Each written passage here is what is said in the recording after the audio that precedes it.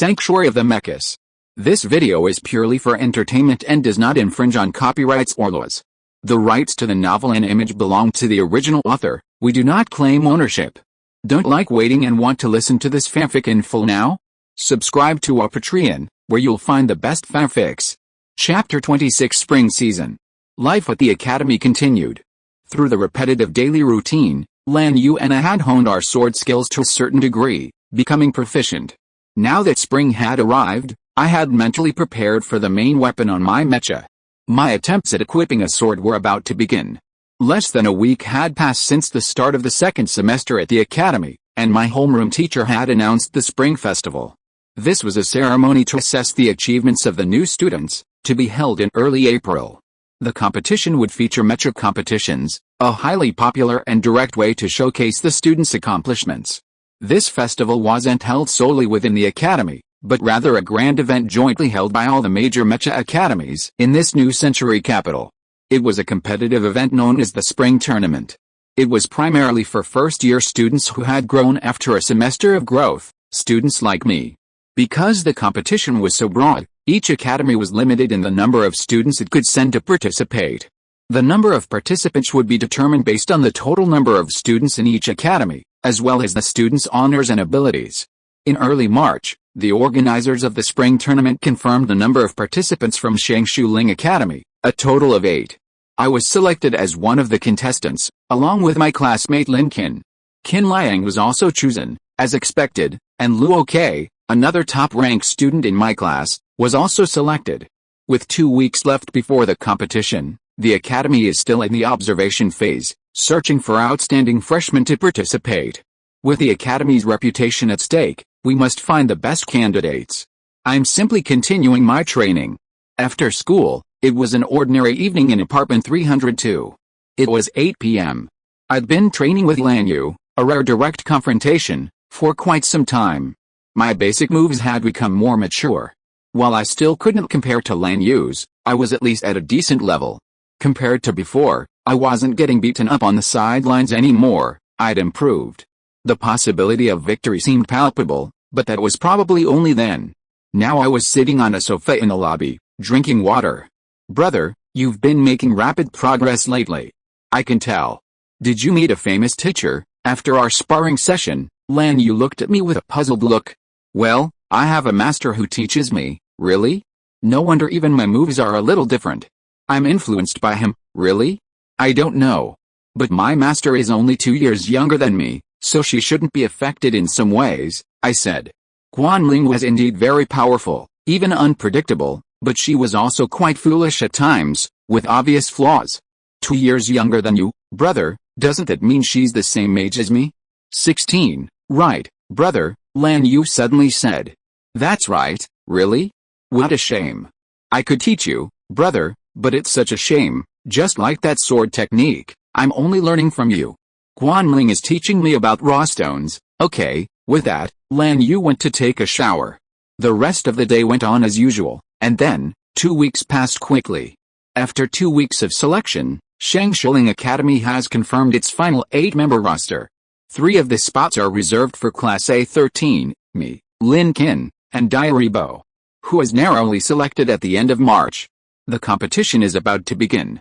Today is the day before the competition, and the teachers have clearly announced the spring competition. As Class A13, the class with the most selected spots, the homeroom teacher has also given a thorough explanation. Tomorrow's spring competition will be held in District 30 of the new Century City. District 30 is located in the heart of the 4 major districts, East, South, West, and North. It's one of the most visited areas, and it's known as the Mecha Center, a popular battleground. Tomorrow, I will be heading to the competition venue, the Cheyenne Wangzhou Martial Arts Arena. The next day, Saturday, I boarded the academy's dedicated plane to District 30 early in the morning with 7 other contestants. Xingze, it's been a while since we last met. I'm sure your skills have improved, Qin Liang said as we sat next to him on the plane. The young man, with dark green hair and regular features, was a handsome sight, his reserved gaze fixed on me. I've made some progress, really? Then this match is really exciting, Qin Liang. I already know you were cheating in the previous match, I said. Was it that time? I did hide a little, but that's how victory and defeat work, Qin Liang said. At this moment, Diaribo, the young man on the other side, turned to look at him. Qin Liang, he beat the previous first-place player, really? It was the radiant form named Rock, right? Yes, he's here today too, isn't he? Diaribo turned his gaze to the other side, where the young man sat quietly, wearing headphones and seemingly unperturbed. Okay, be quiet, said Lin Qin, the blue-eyed girl on the other side. I'm so sorry, said Qin Liang. Soon after a short flight, the plane quickly arrived at the 30th area airfield and began to land at a designated location. I and the other 7 people followed the faculty and disembarked. It's not far from the Xi'an Wangzhou venue, it's just a short walk, said the teacher in the front. Immediately, we all headed down the street and quickly arrived at our destination. A dome-shaped building stood before us, the Xi'an Wangzhou martial arts tournament venue. Are we there yet? Diaribo asked. Yes, it's right here, Qin Liang replied. A considerable crowd had already gathered nearby, with the tournament still an hour and a half away. Most of them were spectators, mostly students, hoping to watch the competition. The other 7 of us walked to the entrance of the Xi'an Wangzhou martial arts tournament. After the teacher's ID card verification, we were quickly confirmed as contestants. This allowed us to enter the venue early, following the main group into the lobby in front of the venue. We were soon led by organizers to a rest room specifically for the students of this academy. Afterward, the staff quickly distributed a battle schedule, showing our groups and opponents. Everyone, I'm in Group B, Diaribo said after reviewing the form. I'm in Group F, Qin Liang said. I'm in Group B, I said. The battle schedule showed 8 groups, A through H, each with its own distinct opponents. Winning 5 matches would qualify as the group winner. With half an hour left until the first match began, we were making final preparations for the start of the competition. Chapter 27. The conference begins. In this world, there are approximately 20,000 origin stone holders, the vast majority of whom are concentrated in this new century city. Also in Group B is Diaribo, whose selection into the 8-player roster is said to be primarily due to his mastery of a special skill. It's important to note that special skills are unique techniques developed by origin stone holders. These techniques differ from standard physical attacks, though similarities exist, depending on individual skill. However, possessing a special skill can be advantageous in competitions like this. The senior student mentioned earlier was an example of this, as his mastery of a special skill led to a rapid improvement in his performance. After a half-hour wait, it was time for me to compete. After an overview of the area, I headed to Group B's dual venue. Arriving at the venue, I could see the massive arena, indeed larger than several basketball courts combined. The first match began at 9:30 a.m., and I was among the first group of players to arrive. The venue is a simulated street arena, a test of skill. You had to carefully avoid obstacles, as any casual damage to ordinary buildings would result in a technical penalty, which would indirectly translate into reduced HP for the operator. The duel was about to begin. After the 2 of us inserted our student cards into the dueling machine, the big screen quickly displayed our records. I had 1 loss, courtesy of Rock, while the opponent had 20 wins and 5 losses. As the opening countdown reached 0, the gray mech directly opposite me leaped into the air. Gazing at the gray mech spreading its wings in mid-air, the other mech was easily distinguishable due to its sky-shaped design. Typically, sky-shaped mechas have a pair of wings on their backs. My mech, however, was a brand new, pure black training machine. Soon, the battle began, with the opponents circling and approaching from the side. Instantly, the gray figure's pirate scimitar glowed faintly. It made a small motion, preparing to throw the weapon, then released it. With a swish, the gleaming blade flew outward. Like a spinning blade, the blade spun in midair at high speed, arcing in a sweeping arc and striking from the side. I attempted to block the attack with both hands, but the blade collided with the steel arms as it struck, sending a powerful impact that deflected my arms, effectively defeating the attack. The blade rebounded and landed in the palm of the gray mecha overhead. The ability of the blade to produce a focused light is a skill possessed by those who possess the original stone. I'd heard Ling mention it last semester.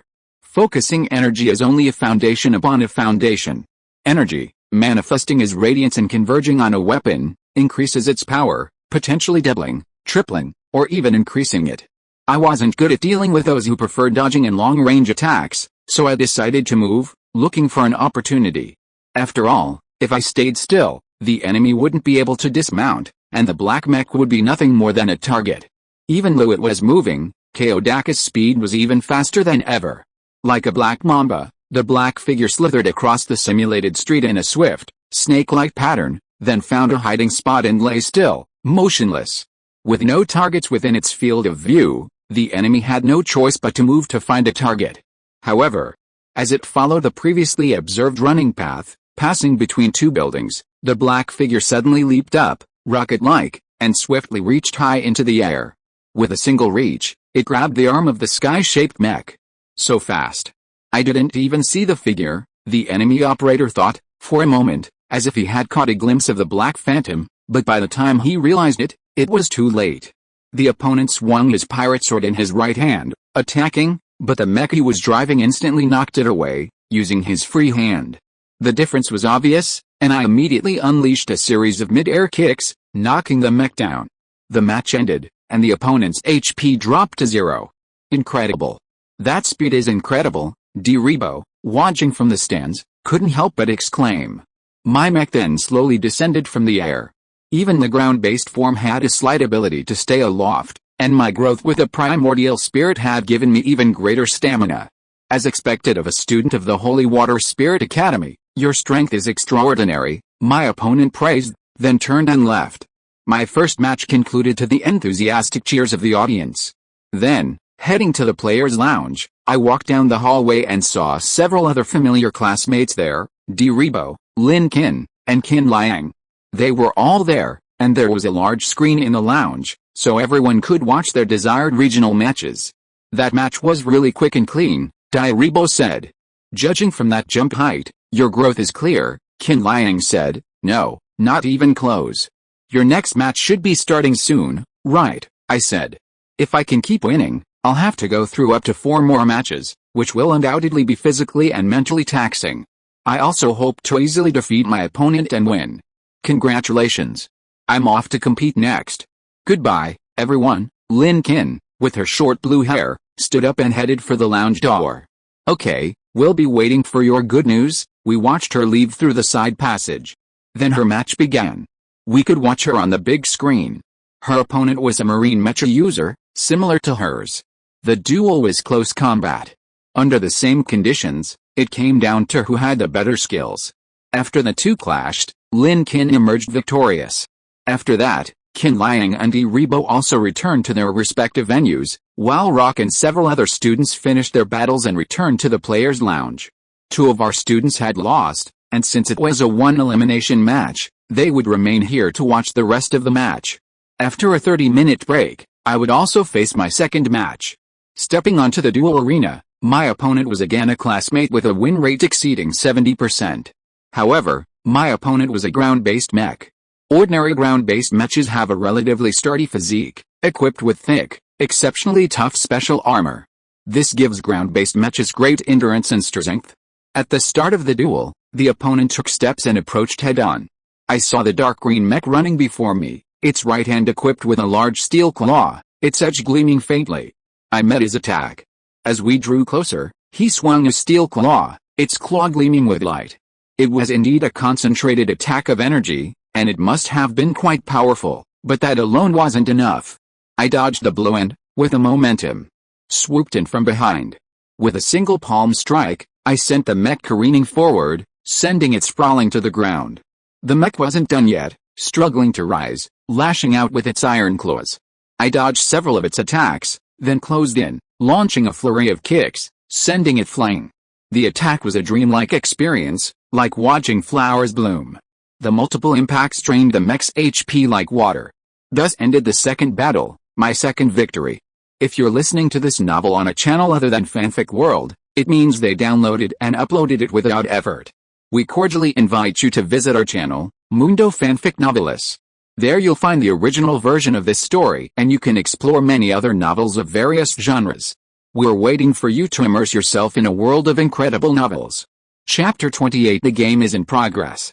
Look at that black mech in Group B. It's moving so fast. Is that really human? The host said, holding the microphone.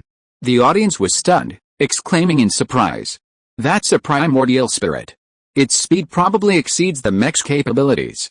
This mech's competitive competition has only just been launched, so the audience will find it incredible, but it will get better once they get used to it, the commentator said. After that, my matches continued.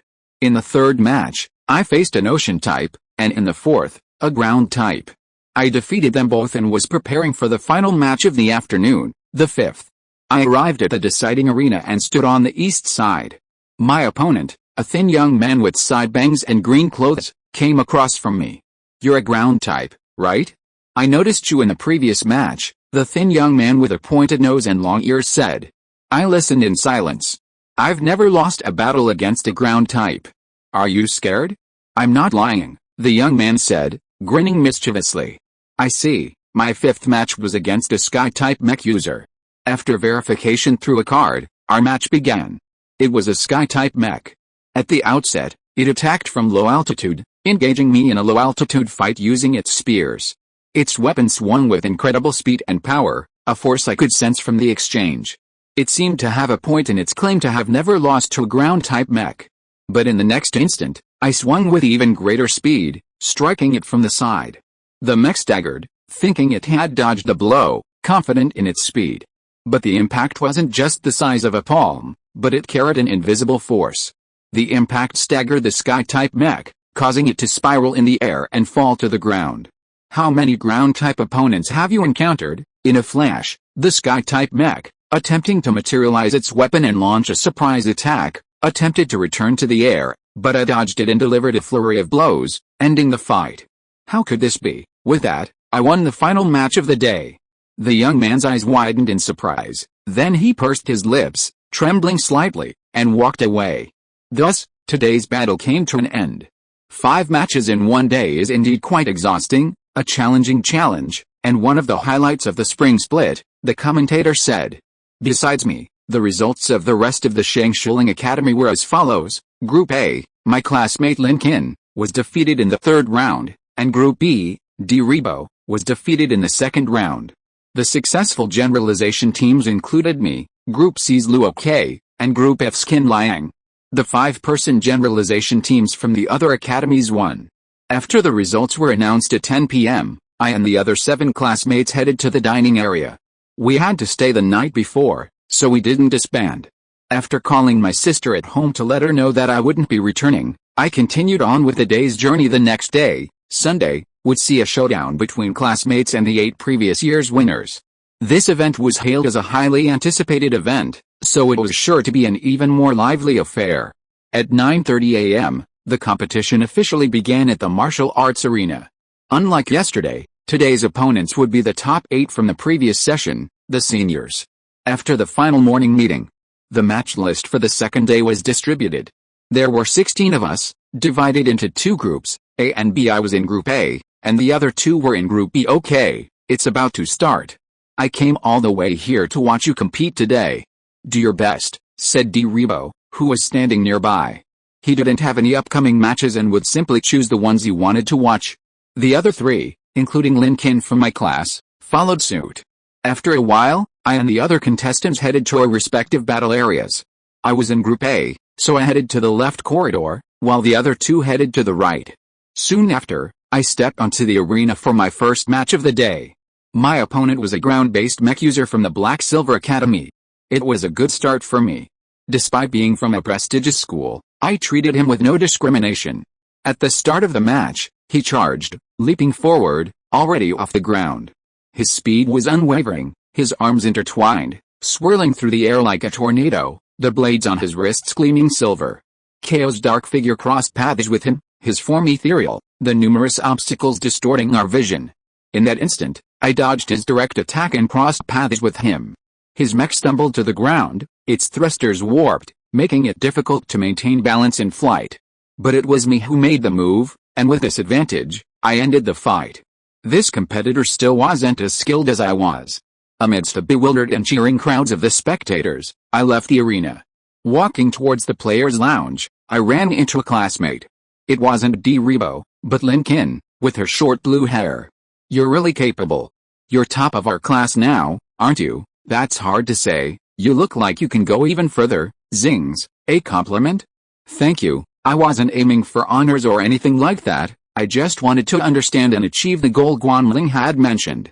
Just then, another figure slowly approached from the other side of the hallway.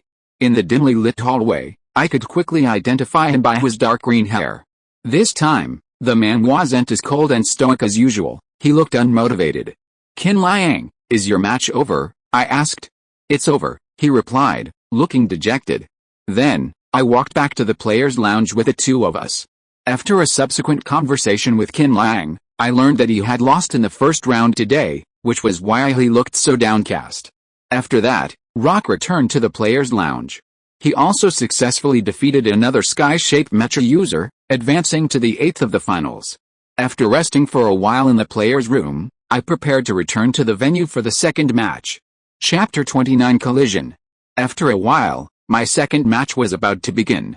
Following the schedule, I walked to the dueling arena east of Area A. Looking out, I could tell from the surrounding rocks of various sizes that this was a rocky arena, a perfect location for me. Whether I was dealing with sky types or other types, I could use the rocky slopes as cover. "My friend from Shengshuling, I've been waiting for you for a long time. Who are you?" a voice called from behind me. I turned and saw a man standing at the entrance. He was wearing a dark blue uniform, the Black Silver Academy uniform. "I'm your opponent. I follow all your matches.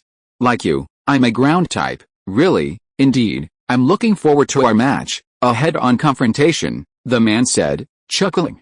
"A head-on confrontation, no problem," I said, and he walked past me, heading towards the dueling arena across the way. It was rare for an opponent to proactively greet me. The match was about to begin, and a large crowd of spectators had gathered around the arena, having bought popcorn and other snacks, awaiting the start. "Xingze, be careful. That guy actually defeated Qin Liang," a voice called from behind. It was Dairibo, whose voice I could identify. I turned and quickly spotted the young man in the front row. Glancing to the side, I saw another young man, Qin Liang, sitting next to him. Despite being declared defeated, Qin Liang's expression remained unchanged, his gaze fixed on the scene as usual. Even though his facial expression remained unchanged, his gaze remained focused, clearly indicating his anticipation for the match. A moment later, we had both inserted our student IDs, and the match began its countdown. The big screen quickly displayed our results, a record of 26 wins and 1 loss. To the right, Shi Yuan had a record of 41 wins and 2 losses. Both of their records were considered exceptional, and the audience erupted in excitement at the mere sight of this. As light music played nearby, the match was about to begin. As the countdown neared its end, the man, Shi Yuan, and I exchanged glances, seemingly sensing a connection. That gaze wasn't gentle, but rather tinged with a certain fighting spirit. He looked determined to win, and so did I. As the countdown reached 0, the purple-white mech directly opposite us began to approach, each step steady and composed. It didn't charge, choosing instead to gradually close the distance. He, too, took a few steps forward and then sat on a nearby rock, seemingly wanting to observe the battle up close. While this behavior wasn't a big deal, free movement was permitted within the duel arena, it was important to exercise caution during mech combat, or risk disaster. The approaching purple-white mech, visually, was a typical ground-based mech, boasting a massive build, 2 massive steel arms, and lower limbs that perfectly supported its balance like a human's. Its legs were well proportioned, suggesting ample mobility. My mech and the man's shared a commonality: we were unarmed, approaching each other unarmed. As the distance closed to about 5 meters, the man suddenly lunged forward, hurtling through the air like a rocket, his speed unimaginable. My mech collided with him the next moment. I used my hands to hold him back, brushing against the ground and sending him reeling a meter before flinging him away. A purple-white figure leaped into the air, circling once, and hovering above my mech. Suddenly, a blue light emanated from its back. Like sparks, creating a hazy current. The recoil sent it plummeting again. Like a tiger descending from a mountain, I didn't engage. I immediately urged KO to move, leaping from my current position and dodging the blow. The next moment, a large dent appeared in the ground where the black mech had stood. It was the man's doing. The surrounding ground shattered, sending up a cloud of rubble and dust. I took advantage of the situation and, closing in on the opponent, launched a powerful kick at high speed, cleaving through the dust and sand, striking him in the upper body. My forearm blocked my kick. He seemed motionless, but my attack wasn't over yet. I immediately launched a barrage of kicks, showering him with stars. Bang, bang. The opponent's attack didn't stop there. A dazzling dance of punches erupted, each punch growing more powerful. Suddenly, his limbs glowed with light, and his attack intensified. The radiant energy from his limbs possessed explosive power, capable of briefly causing ground objects to shift through the air. Blue light shone beneath the purple-white figure's feet, and with a burst of energy, he shifted from one point in space to another. This multi-directional attack, a series of fierce blows, reduced our HP by approximately 50%. The two were locked in a stalemate, with the outcome uncertain. Xingze of the Holy Water Spiritual Academy, let me show you my power, Shi Yuan said. What? The man said this with a hint of reservation. The next moment, the purple-white figure backflipped and retreated 3 meters, his arms suddenly shimmering with a dense, cyan-blue glow. Then, he simultaneously swung his arms forward, and countless cyan-blue lights emanated from his fists, transforming into a cyan-blue tiger, charging forward with fury.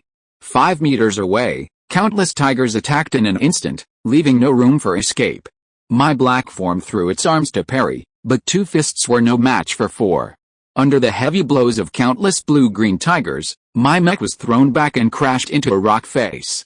What's that? Qin Liang, sitting in the audience, suddenly focused his attention on the special skill.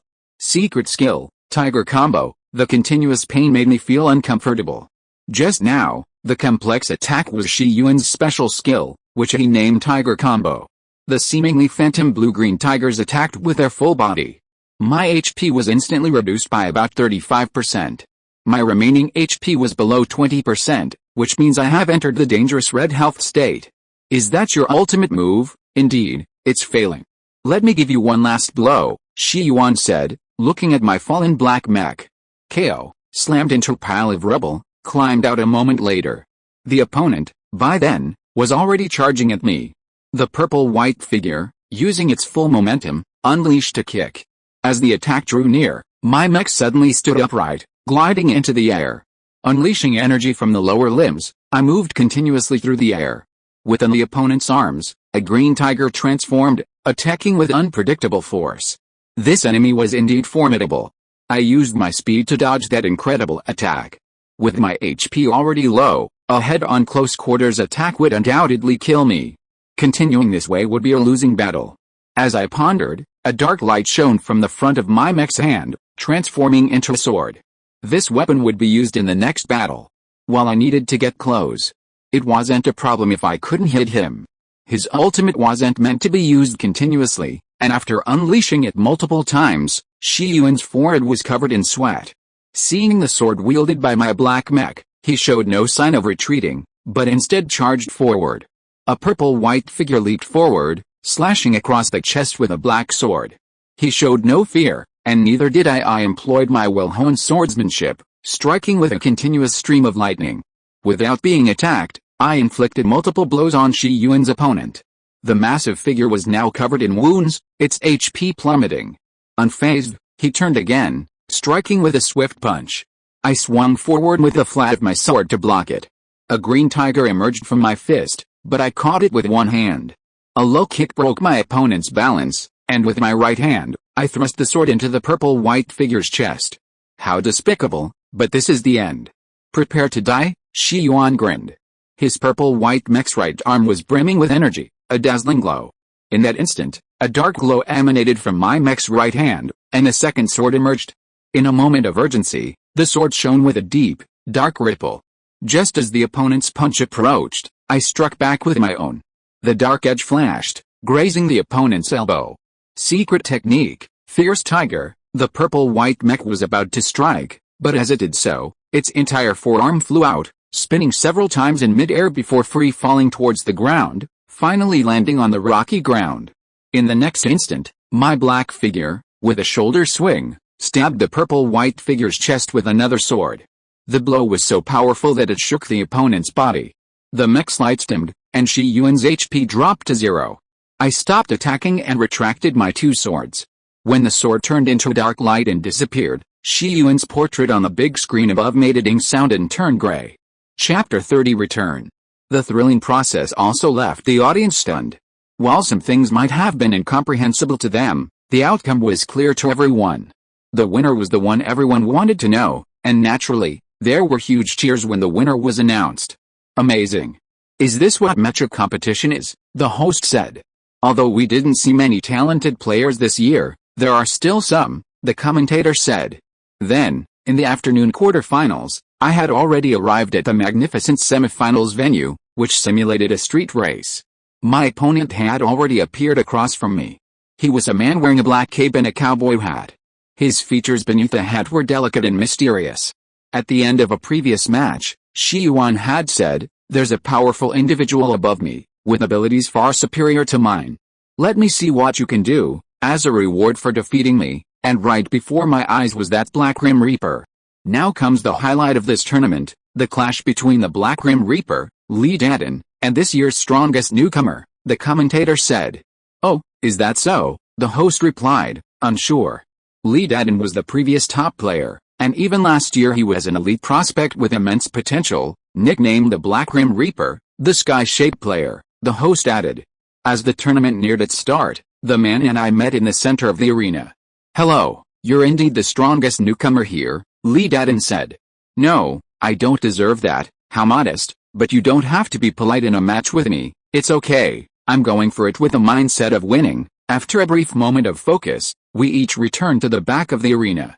"No need to hold back," I said as I left. What the man was looking at, what he saw, was puzzling. Instantly, the duel began. The Black Grim Reaper, the Mecha above, approached at breakneck speed, sword in hand, like a bolt of black lightning, streaking through the air like a train passing through a tunnel. It had already passed me. It was perfectly normal, nothing felt amiss, but then a crack appeared in the center of my mech, splitting it in two. Death's side, the outcome is decided. My HP wasn't depleted yet, but the mech was no longer able to do anything. It shattered, shattering into pieces, emitting black smoke. After the battle, we met again. "Welcome to a different world, newcomer." Lidida, what this man was, I now understood. Those gleaming dark purple eyes, emitting a repulsive aura, had been shattered. This was the hidden true face of Lidida, the man. No wonder he was known as the Black Grim Reaper. "Your nickname is the Black Death, and it truly lives up to its name." Just as I was about to turn and leave, the man continued, "You appear to be burdened with something, but you'll likely amount to nothing. I have a suggestion, become my subordinate in the future. That way, your future will be bright." This truly displeased me. A burst of greenish-orange light surged from my palm, reaching out to the man, transforming into a hand and grasping his. The air around me suddenly solidified, and I felt a sense of oppression. "Who are you? How dare you predict my future? How dare you?" HMPH, the light seemed to spread further and further, a strange purple light, like a streak, illuminating my arm. I increased my strength, applying even more force to my greenish-orange hand, and flung the man away. He flew several meters into the air and tumbled to the ground. However, the man there dissipated into light and vanished. "I'm so sorry. It really went beyond my expectations. I think I should take back what I said just now. But never mind. See you again." Lididin appeared from behind me, whispered softly, and then walked away. There was no sincerity in his words. After the battle, I returned to the lounge and prepared before returning to the academy with the others. I ended up in 4th place, while Qin Liang and Luo Ke were in 7th and 8th. That was the record for Shengshu Ling Academy this year. After that, we boarded the special plane to the academy. After returning home, it was already evening and the sky was getting dark. I opened the door, changed into slippers, and walked into the living room. I saw my sister Lan Yu sitting on the sofa in the living room, looking gloomy. "Brother, you're so late getting back," Lan Yu said with a cold look. "The competition took up quite a while. I'm sorry, it's okay if you don't do things like competitions." "Is that more important than my sister?" "No, of course it can't compare to my sister. I understand, brother, you're smart. Let's have dinner first." "Yes, that's quite right." With that, we sat down at the table and began to eat. "Brother, so how did you prepare for that thing? We were defeated in the semifinals." "Well, that's good, even though you seem to be determined to win first place, just for that empty competition. That's enough." We continued to finish dinner. There was no training today, so Lan Yu and I planned to have a peaceful day. "Lan Yu, do you have any wishes you want to fulfill?" "Brother, What are you talking about all of a sudden? We were chatting while watching TV in the living room. Just a question. Thanks to you, I have a good life here. Even so, I can't think of anything to do. After hearing what I said, Lan Yu covered her head with her hands, with a stupid face. You are such a headache. It's okay. I tell you sometimes, anything is okay. Lan Yu asked yes. The next day, which was Monday, I went to school as usual. Today was the second day of the spring competition. Students who were keen on Mechas were all talking about it. Even if they didn't go to the venue to watch the game, they could watch it through TV or the internet. After all, it was the hottest thing at the moment. I stepped into the A13 classroom and suddenly met the girl with a red bow on her hair. She happened to be on her way to school and bumped into me. Brother, good morning, good morning. I nodded and returned to my seat, and then the classmates next to me also came over.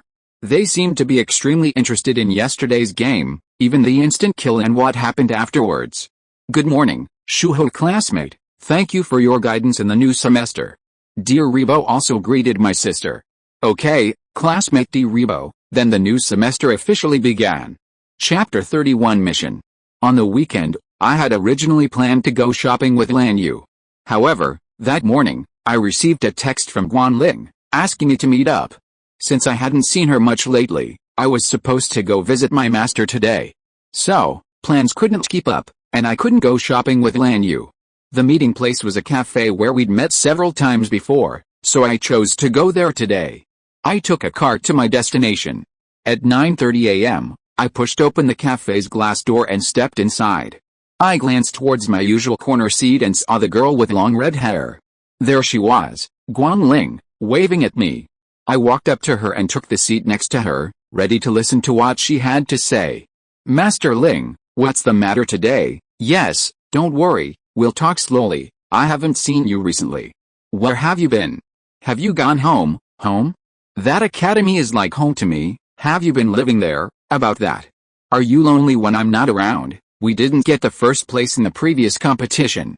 It's not something you can get just by saying it. I ignored her joke and continued, well, it doesn't matter what. You have proved that you have enough talent, right? Guanling said, forget it, let's put it another way. What's the business of inviting me here today? Now, I was drinking coffee and killing time. Guanling was wearing casual clothes today. She looked like she was going to be funny. She was peeking at this side without saying a word. I still don't understand why she is often like this. Xingze, I have some work too. You see, back at the academy, I was also doing some menial tasks. Really? You're working hard, too. Adults are usually like that. It can't be helped. Guanling is only 16, 2 years younger than me. Thinking about it, she's a year older just after the passing of a year, and I couldn't help but ponder these trivial matters. Let's not talk about that. What's the real reason you came to see me today, Xingze? I want to ask you for a favor. What is it? Tell me if I can do it, and I'll think about it. Well, it's a cargo delivery mission. We're short-handed right now, and I need a helper. Come on, Xingze, Guanling said, clasping her hands. When does it start? It didn't sound like it would be too much trouble. I felt I could help her. Monday? I'm a student and have to go to school, but asking for leave shouldn't be a problem, as expected of you, Xingze, Guanling said, bumping my shoulder happily. You've helped me a lot before, so this is nothing. Guanling remained silent, her red eyes gazing at me with a smile, seemingly delighted. At that moment, a sound came from the window beside us, something hitting the glass. Guanling glanced over and suddenly looked slightly startled. What was that? It's a bit scary. I glanced away and saw Lan Yu, my sister. From her perspective, they were a couple flirting in the cafe. A moment later, she sent a text message. You said you had something this morning. Why are you in the cafe? Lan Yu walked in after sending the message, apparently quite free. Less than 20 seconds later, the sister came to the seat in front of me and sat down. She looked at us with a rather unfriendly gaze in her dark eyes. Xingze, what's going on? Who's sitting next to you? Could it be that? Lan Yu stretched out her hands and tapped her index fingers together, her movements a bit awkward. What's that? She's the one I knew from school. My teacher, Guanling, I replied. That's right, she's the one at school, the personal tutor, Guanling explained. Personal tutor? What's that? How confusing, Lan Yu said, looking annoyed. I was considering what to say when she glared at me mid-sentence. This looked ominous. I was wrong. I shouldn't have made that assumption. I don't know why I must have done something wrong. Xingze, is this someone you know? Guanling asked casually. She's my sister, by the way. Is that your teacher? I don't see any ability in you, you just cling to her. That was just a coincidence. Did you misunderstand something? At that moment, a waiter approached, probably to take orders. Lan Yu had also just walked in, but the waiter already had a drink on his plate, which he conveniently placed in front of Guanling. Is this what you ordered? Yes, Guanling replied, and the waiter walked away. Guanling handed over a drink from the waiter. It was a cup with 2 straws. Xingze, want some? No, Lan Yu watched silently. Do you want some? I think there was some misunderstanding just now. Why not drink this and make amends? Guanling said. Really? Okay then, Lan Yu agreed for some reason. Then she stretched out her slender body, half leaned over the table, raised her head, took the other end of the straw, and diligently sucked the drink. My sister swallowed and sat back down. She and Guanling finished the drink together. Since we're done with the drink, it's about time we go home, I said. Xingze, really? Then I'll go too, Lan Yu said. I stood up from my seat and prepared to walk past Guanling. She smiled and waved back. It seemed a bit polite. Then, my sister and I set off on the journey home together. On the way home, Lan Yu and I walked together, as expected. She walked a little ahead, I followed a little behind, heading toward the student housing complex. It wasn't long before we reached the front door. My sister opened it and walked in. I followed her inside, putting my shoes on the shoe rack. We all entered the living room. Lan Yu put her bag aside and sat on the sofa. Brother, what's going on? That woman, she asked. Are you talking about Guanling? I told you before, she was my mentor at school. Really? I'm sorry about that.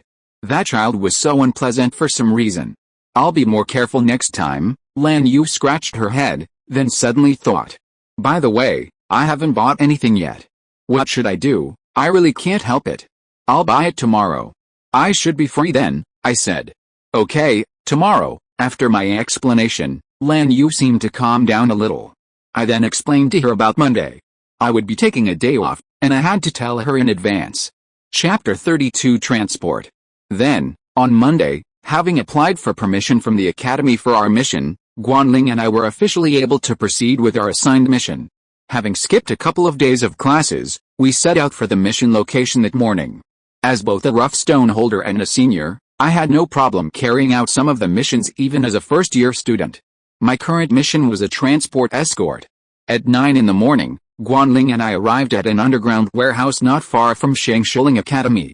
The warehouse was enormous, and even at the entrance, I felt as if some treasure was hidden within, a rather strange feeling. We paused at the door, waiting. Is there anything in there? I don't know why it feels mysterious, even though the door hasn't been opened yet. There? It's no wonder you can sense it. This is a sacred area of the Holy Water Spiritual Academy. It's called a Feng Shui Treasure Land, so it houses many sacred objects and other things. It's a solemn place, is that so? Yes, next to that sacred area is this huge warehouse, and it's filled with many things, I see. So what we're going to take is also valuable. Yes, it seems like scriptures and mantras. Anyway, we have to be careful when handling them, I see. Soon after contacting and checking, we entered the warehouse. The loading truck was parked at the door. We entered an area and unloaded several large boxes. There were quite a few boxes, and there were countless stone Buddha statues nearby. After paying respects, we walked in and began to unload the boxes. These boxes are heavy and huge. Aren't the two of us enough? No, Xingze, we can't handle more than just one box each, Guanling spoke, and 2 crimson rays of light, like rainbows, illuminated the cargo boxes, propping them up. Several large boxes were lifted in a flash. Exactly, facing the pile of boxes before me, I held out my hands and clasped them together.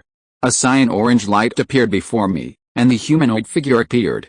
Ko, his upper body clearly half-human, but his lower body hazy, floated away and took the boxes. Does it require the power of the earth? It used to be that way, but after a period of training, it no longer does. Move the boxes to the back of the truck, Xingze. Okay, We quickly managed the large boxes, carried back and forth by the primordial spirit. As the final wave of cargo was moving to the back of the truck, we were about to close the door, when someone nearby suddenly screamed in surprise. "What's that? A ghost?" "Don't be surprised, that's becoming increasingly popular around the world," Guanling said nonchalantly. The delivery driver, who didn't seem to possess any special abilities, calmed down a bit after being surprised and walked off. "Alright, get ready to go," Guanling said from the driver's seat. Now I sat beside her, driving the truck to our destination. Being proficient in mecha piloting, the truck was much easier. "Passenger, we're leaving." "Guo," Guanling called softly. "Master Ling, where's our next destination?" "A factory on the border of the Southern District." "Really? The Southern District is quite far away." "Yes, so if we don't drive faster, we'll miss it." Guanling picked up the pace, and the truck was now moving at an alarming speed. Along the way, Guanling handed me a map with the coordinates of our destination marked on it. I looked and saw a green icon for the starting point, followed by 2 red icons, one for each point in the Southern District.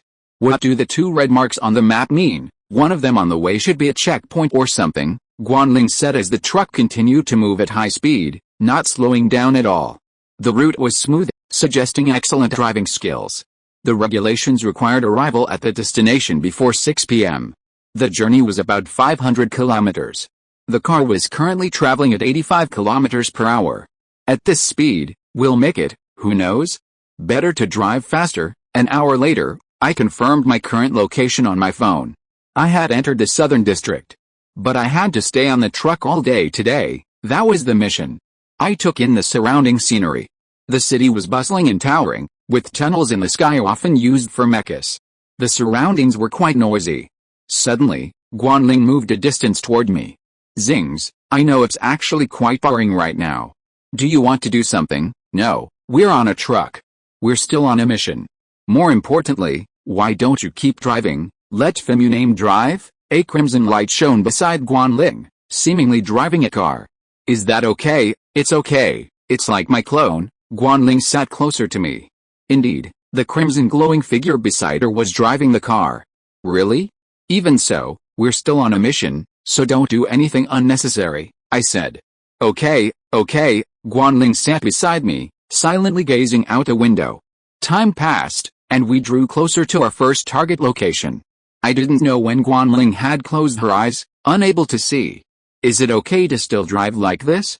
I couldn't help but wonder. When Guanling leaned back against the seat and opened them again, we were indeed very close to our first target location. We had used the map coordinates and were almost navigating the truck toward a narrower route. There was the factory for our first target location. After confirming it, we were to deliver something inside. This was our first mission. Are there any potential problems with a transportation mission like this? Or is the shortage of personnel really that severe? I asked. First of all, the items being escorted are relatively important. It may seem normal now, but unexpected things often happen in this world, such as thieves, mecha criminals, and all kinds of weird people with special abilities. You never know when they will attack. Really? Are the items very valuable? No, I don't know, but there are quite a few weird guys. You, who have been living an ordinary life, must not have much understanding of them. I see. As I said, the cargo truck had already arrived at the door of the first destination. After parking, we opened the doors on both sides and prepared to get off. Chapter 33 Abnormal Situation. It was noon. We reached the back of the train and quickly found the items we were transporting to the factory. 2 large boxes, one for Guanling and me, as we walked toward the factory gate. That's great. We didn't miss this place as a transit point. That's right, located in Area 36 of the South District, in a corner of the massive building, there was a transport tunnel. This was our destination. After reaching the entrance gate and verifying our card and personal communication, the door opened. We entered the dimly lit tunnel, surrounded by a seemingly impenetrable steel barrier. A short distance down the road, we came upon a warehouse interior filled with racks and shelves, surrounded by numerous items, boxes, and other items. Entering, we quickly found the location based on the address number of the items we were going to place them in, using the surrounding partitions. There was an empty storage box, where we should place the items. I'll do it. Guanling took a step forward, walked over to the iron box, opened the door, and placed the first box inside. Thick smoke billowed, and for some unknown reason, a dark haze filled the air. Guanling couldn't help but shake her head. What the hell is going on? Sensing something was amiss, Guanling stepped back. Is there a fire? It's smoking, I said. No, it's probably poison gas. Don't go near it, Xingze. Poison gas, Guanling said, stepping back a few steps to my side. She suddenly staggered and leaned against my shoulder. Yes, it seems quite powerful. I feel a little weak. Why is there poison gas in a place like this? Is there some kind of mechanism? I asked, puzzled. The poison gas was emitted after the iron box was opened, or more accurately, from the place where the box was placed. I'll tell you the answer. Suddenly, a voice echoed from outside a nearby doorway. A mecha, gleaming with dazzling light, approached. It was a dark yellow mecha, about 20 feet tall, a medium-sized mecha, twice as tall as the one I'd controlled earlier in the academy. Look over there, those guys took out a guard mecha, Guanling said, struggling. Really? They're the enemy, right? Yes, please be careful, Xingze. The mecha guarding the gate had been taken out, indirectly indicating that the enemy seemed difficult to deal with. There had indeed been a brief commotion, but it quickly faded. Several mechas were now approaching. Their illuminated lights illuminated the dim warehouse. Aside from the lead mecha, which stood 20 feet tall, the others were all 10 feet tall. You're the transporters, right? I'm going to take the treasures you've brought in, and anything valuable inside. Really? You're robbers. Doing this will be punished by law. No, I'll just take you out first. Go ahead. The dark yellow mech gave a command, and several mechas behind it suddenly rushed over. They'd taken out the security mech. I wondered if they'd caught my attention. The police should be arriving soon. But now, I was the one facing the problem. The next moment, a light spread from my chest, and a cyan orange figure gradually materialized like a stream of water. It was none other than Ko. Please, take them out. My current cultivation level wasn't enough to handle so many enemies. So I lifted Ko's restraints and let him handle it on his own. Instantly, several black figures approached me. The cyan orange figure leaped out and punched a large figure in front of it. The mech flew several meters away and fell to the ground. Another enemy, wielding a long axe, launched a powerful blow. After dodging, the enemy closed in, striking upward with a palm strike, sending it flying high into the air. 2 or 3 mechas surrounded them, facing the motionless orange-green figure in the center. They simultaneously swung their weapons and struck down. Suddenly, a ray of light shone from the center of the encirclement, expanding and sending several surrounding mechas flying and crashing to the ground. What's going on? What happened? That guy doesn't look like he's hurt at all. We really hit him together, the fallen mechas exchanged words. Then, the dark yellow mecha behind them spoke. This is a primordial spirit. It's not so easy to deal with. I wonder what its abilities are? Let me see for myself. With those words, the massive humanoid figure approached in a straight line, moving at incredible speed, yet its footsteps remained motionless, scraping against the ground. It charged recklessly, charging with ferocity, as if to crush us. Instantly, a battle mecha, much larger than the previous one, collided with our forces, and Ko blocked it with his hands. It's just big, it can't handle us. No, I'll send you to hell right now. The massive mech lifted its foot, a dark wave condensing from it. It stomped down, as if to crush Ko. A flash of green light emanated from it, and a collision erupted between them. You can't even get me to move a step. What? As the dust kicked up by the impact cleared, the tiny figure beneath its feet remained motionless. Then I saw the mech's shattered right foot. So that's how it is. It's indeed powerful, but you're not the powerful one. Kill him. Chaotica emanated countless green lights, instantly overturning the dark yellow mech, sending its massive body crashing to the ground. At the same time, as the noise echoed, several mechas from earlier circled around and approached me. Oh no. I can't handle them now. Let's run, Master Ling. Okay, Guanling replied. Despite this, she couldn't walk. I carried her on my back and ran, deep into the warehouse. It was dark and cramped, and those mechas probably wouldn't be able to catch me. While I was escaping with Guanling, a figure walked out of the dark yellow mecha not far away. The man patted the dust off his clothes and walked out. Look at me taking care of you. A man wearing sunglasses twisted his wrist joints and walked into the warehouse. Suddenly, The rows of supports in the warehouse were damaged by the mecha and collapsed one after another. There was a constant noise and dust. I was afraid that I would be found if I continued like this. Sure enough, a gray human figure suddenly jumped down from the sky and blocked my way. I found you, okay, just accept your fate. Now I still have some strength to use, about 20%. I evolved a sword and prepared to compete with a mecha. Huh? Life is long, do you want to end it now? We don't know who will end it yet. Chapter 34 Chaotic Warehouse.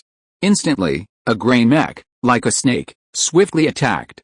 Its hands gleamed with a brilliant light, and a long sword materialized, slashing across. It collided with my black blade, and the weapon shone with a shimmering light. Sparks flew as it whirled with the speed of a chainsaw, rubbing against my blade. With your tiny frame, I'll rip you into pieces and reduce you to pulp, the man from earlier uttered from within the gray mech.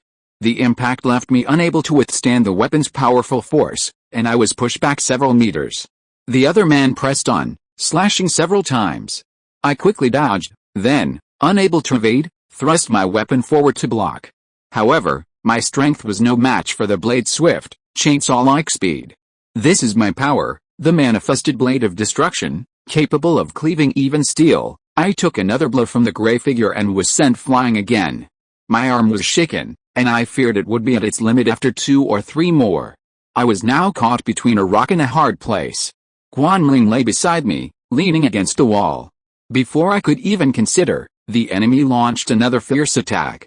I dodged the blow, maneuvered to the side, and slashed, leaving a mark on his torso, but the impact was minimal. In the blink of an eye, he spun, attempting a finishing blow. Unable to avoid it, I blocked with my sword again, threatening to send me flying. Suddenly, I grasped my sword with one hand, and with my free hand, I transformed a second sword, striking simultaneously with it too. In an instant, the weapons collided, sparks flying between the chainsaw-like blade and my sword. The sheer energy was so intense that I could have been sent flying. But in the nick of time, the two swords intersected and merged, forming a massive lock that held the blade. Like a round spike between a pair of scissors, the blade was trapped. What? At that moment, I was launched into the air, suspended in mid-air by the mech's raised weapon, holding onto both swords. Weapons fused together. For a moment, the gray mech couldn't help but focus on the scene before him, but then he stopped dazed. What's the big deal? I'll still chop you down. As the figure tried to shake me off, I let go, landing on the ground. HMPH, your destructive blade is finished. What did you say? Look at the cracks on that blade. By the time the figure noticed, countless cracks and flaws had already appeared on the blade of the strange blade, and it instantly shattered and turned to dust. I then retracted the black sword. This sword is as hard as diamond. Under the impact of that movement, your weapon is useless. Really? But so what? Suddenly, 2 short blades emerged from the gray mech's hands and it lunged forward again. I dodged one blow, blocked another, but the opponent's attacks continued, his agility remarkable. After a few moves, I was unable to withstand them. At that moment, another orange-green figure glided from the air and suddenly grabbed the gray mech's sword arm, stopping it. Instantly, the gray mech was sent flying, crashing onto its rear support and collapsing to the ground. A strange laugh erupted from within the mech, and a black shadow drifted out from within. I'm here, a voice called from another direction. I turned and saw a man appear behind the other support. Dark energy gathered in his palms, and instantly, several dark daggers and flying knives lashed out. From this point on, it looked like the man's target wasn't me, but Guanling, who lay nearby against the wall. Seeing this, I leaped forward, shielding Guanling with my back. Instantly, several flying knives pierced my back and arms. Guanling, witnessing the scene, said softly, "Why, Xingze, are you okay?" "I'm fine. You're my master, saving you is only natural." "Wait, you're bleeding." "It's okay," I responded. The man on the other side took off his sunglasses and tossed them into the rubble. He smiled and said, "I expected you to risk your life to save that woman. And then you're injured by my flying knife, and your original spirit will be weakened. Now is the perfect opportunity to deal with you," the man continued. "That's not the case. Now you've reached the end of your road." I slowly stood up and said, "HMPH, my companions, hurry up and finish him off," the man shouted. However, at this moment, only Guanling was left, silently watching the two of us. Apart from that, it was just the man and I facing each other. Silence fell for a moment. What? The man looked back and forth as his surroundings remained silent. You are destined to be apprehended by the police and face the wrath of the law. That is your future. But before that, you must get past me. As soon as he finished speaking, the orange figure darted forward like the wind, striking the man with a palm. The man was thrown backward, flipping several times in the air before falling into the ruins. KO had already dispatched all the surrounding Mechas moments earlier, so the man's companions wouldn't come. I then approached Guanling. The man seemed momentarily unconscious, and several flying knives vanished in the wind behind me. I walked up to Guanling and asked, "What's wrong? Can you get up?" "I'm fine. This level of poison isn't a threat to me. I'm just temporarily unable to move." "How are you, really?" "I'm fine too." The man seemed to mistakenly believe that I was seriously injured, but those knives only pierced the surface of my skin. They were just scratches. "Really? That's great," Guanling smiled. "My body is stronger than the average humans, even with my spirit separated. I'm probably because of the stone." A moment later, I carried the man, who was still unable to walk, on my back, and we left the warehouse together. Before we did that, we confirmed that the item we had delivered earlier was fortunately intact. So, from the mission's perspective, we weren't completely defeated. We'll have a lot of boxes to transport in a little while. "Let's go," Guanling said. "You're right. The police will be here soon, and things will get even more complicated. But we should tie up that evil man just in case." As I spoke, I walked towards the rebel where the man had fallen. When I reached him, I saw him shift slightly, as if regaining consciousness. He opened his eyes and immediately saw me. Please, forgive me. I didn't mean to kill you. Someone told me you'd show up and asked us to do this." "What? Someone's trying to kill us? Who is that? Tell me." Suddenly, a dark spirit floated out of the man's body and flew off into the distance. "I don't know." He paused, then collapsed. We were unable to intervene. The police arrived, and they handled the aftermath. If you're listening to this novel on a channel other than Fanfic World, it means they downloaded and uploaded it without effort. We cordially invite you to visit our channel, Mundo Fanfic Novelis. There you'll find the original version of this story and you can explore many other novels of various genres. We're waiting for you to immerse yourself in a world of incredible novels. Chapter 35 Mission ended. The escort mission continued. By the time we finished lunch, Guanling had mostly recovered and was able to move freely. When the guards arrived, we were still discovered and questioned, but fortunately, there wasn't much trouble. The mission continued, and we were now in the truck, ready to deliver the final items to the next destination. The commotion along the way had taken quite some time, so we were now speeding up the truck. Guanling was fine, and I had bandaged her wound briefly, and it was fine. The mission continued without a problem. That anesthetic-like substance should just weaken my strength, restraining me. "I'll be fine in about an hour." "Is that so?" Guanling had sensed something in the man's last words, and it had indeed reminded her of someone. The disciple beside her was completely unaware of this. It was a medication specifically prepared to deal with those who possess the original stone. This made sense, as their physiques were different from those of ordinary people, so the medication was also unusual. Afterward, Guanling and I continued driving for nearly 3 hours until we reached the southern border, roughly on the edge of Area 53. That was our next destination. In the middle of a desolate field, a massive building stood before us. It could still be a factory. "We're here, Xingze. Get off here, okay?" Guanling hadn't driven for the last bit, simply admiring the scenery. At this moment, a smooth journey was more important than anything else. We exited the car one after another and headed to the back of the car, unloading the remaining cargo. "Let's go, it's right there," Guanling said, gazing ahead at a warehouse entrance. We followed, placing the items in their proper locations according to our assigned tasks. This time, the journey went smoothly, without any incidents. This factory, with its numerous large machines, was a production facility. From what I could tell, it was probably producing mecha parts. "Okay, that's about it. Can we go back now?" I asked. "Yes." With that, we walked out of the factory side by side. On the way, Guanling looked at me and said, "Wait a minute, Xingze. I'm going to check with the management office over there, just in case." "Really? That's necessary." "Okay, I'll be there first. Wait here for me." With that, Guanling trotted off. A young woman with a nice figure disappeared into the distance. A moment later, Guanling reached the door of a room not far away. She gently pushed it open and stepped inside. It was indeed the management office. The room wasn't very large, lit only by a dim light, a small table lamp. Inside sat a man, bald and in his 30s or 40s, a muscular man. Seeing this, Guanling approached him and said, "I've completed my mission. Take this." Handing the visa-like object to the man seemed to indicate that Guanling had completed her mission. "Is the mission completed? Well done. Thank you for your hard work. Keep up the good work. I know the mission was hindered by a certain man," Guanling said. "I don't understand what you're talking about. The man who can call the shots in this dark world is my master, the one you fear greatly. Is there a conspiracy? But it has nothing to do with me. You can leave now, Guanling. Your mission is complete." Yes, Guanling said casually, turning and walking away. "I've heard of Mr. Pullen, right? He's a mysterious man, one of the early Mecha researchers," the bald man said. The red-haired girl soon emerged from the door, and I quickly spotted her. Guanling approached me and said, "The mission is over. Let's go back." "Okay, we won't need the truck when we go back. Let's take the train." With that, we headed towards the other side of the road. After a while, we arrived at the station and quickly boarded the train, heading back to our homes. Sitting in the back row, we waited for the train to arrive at Area 7. It shouldn't take long, much faster than the truck.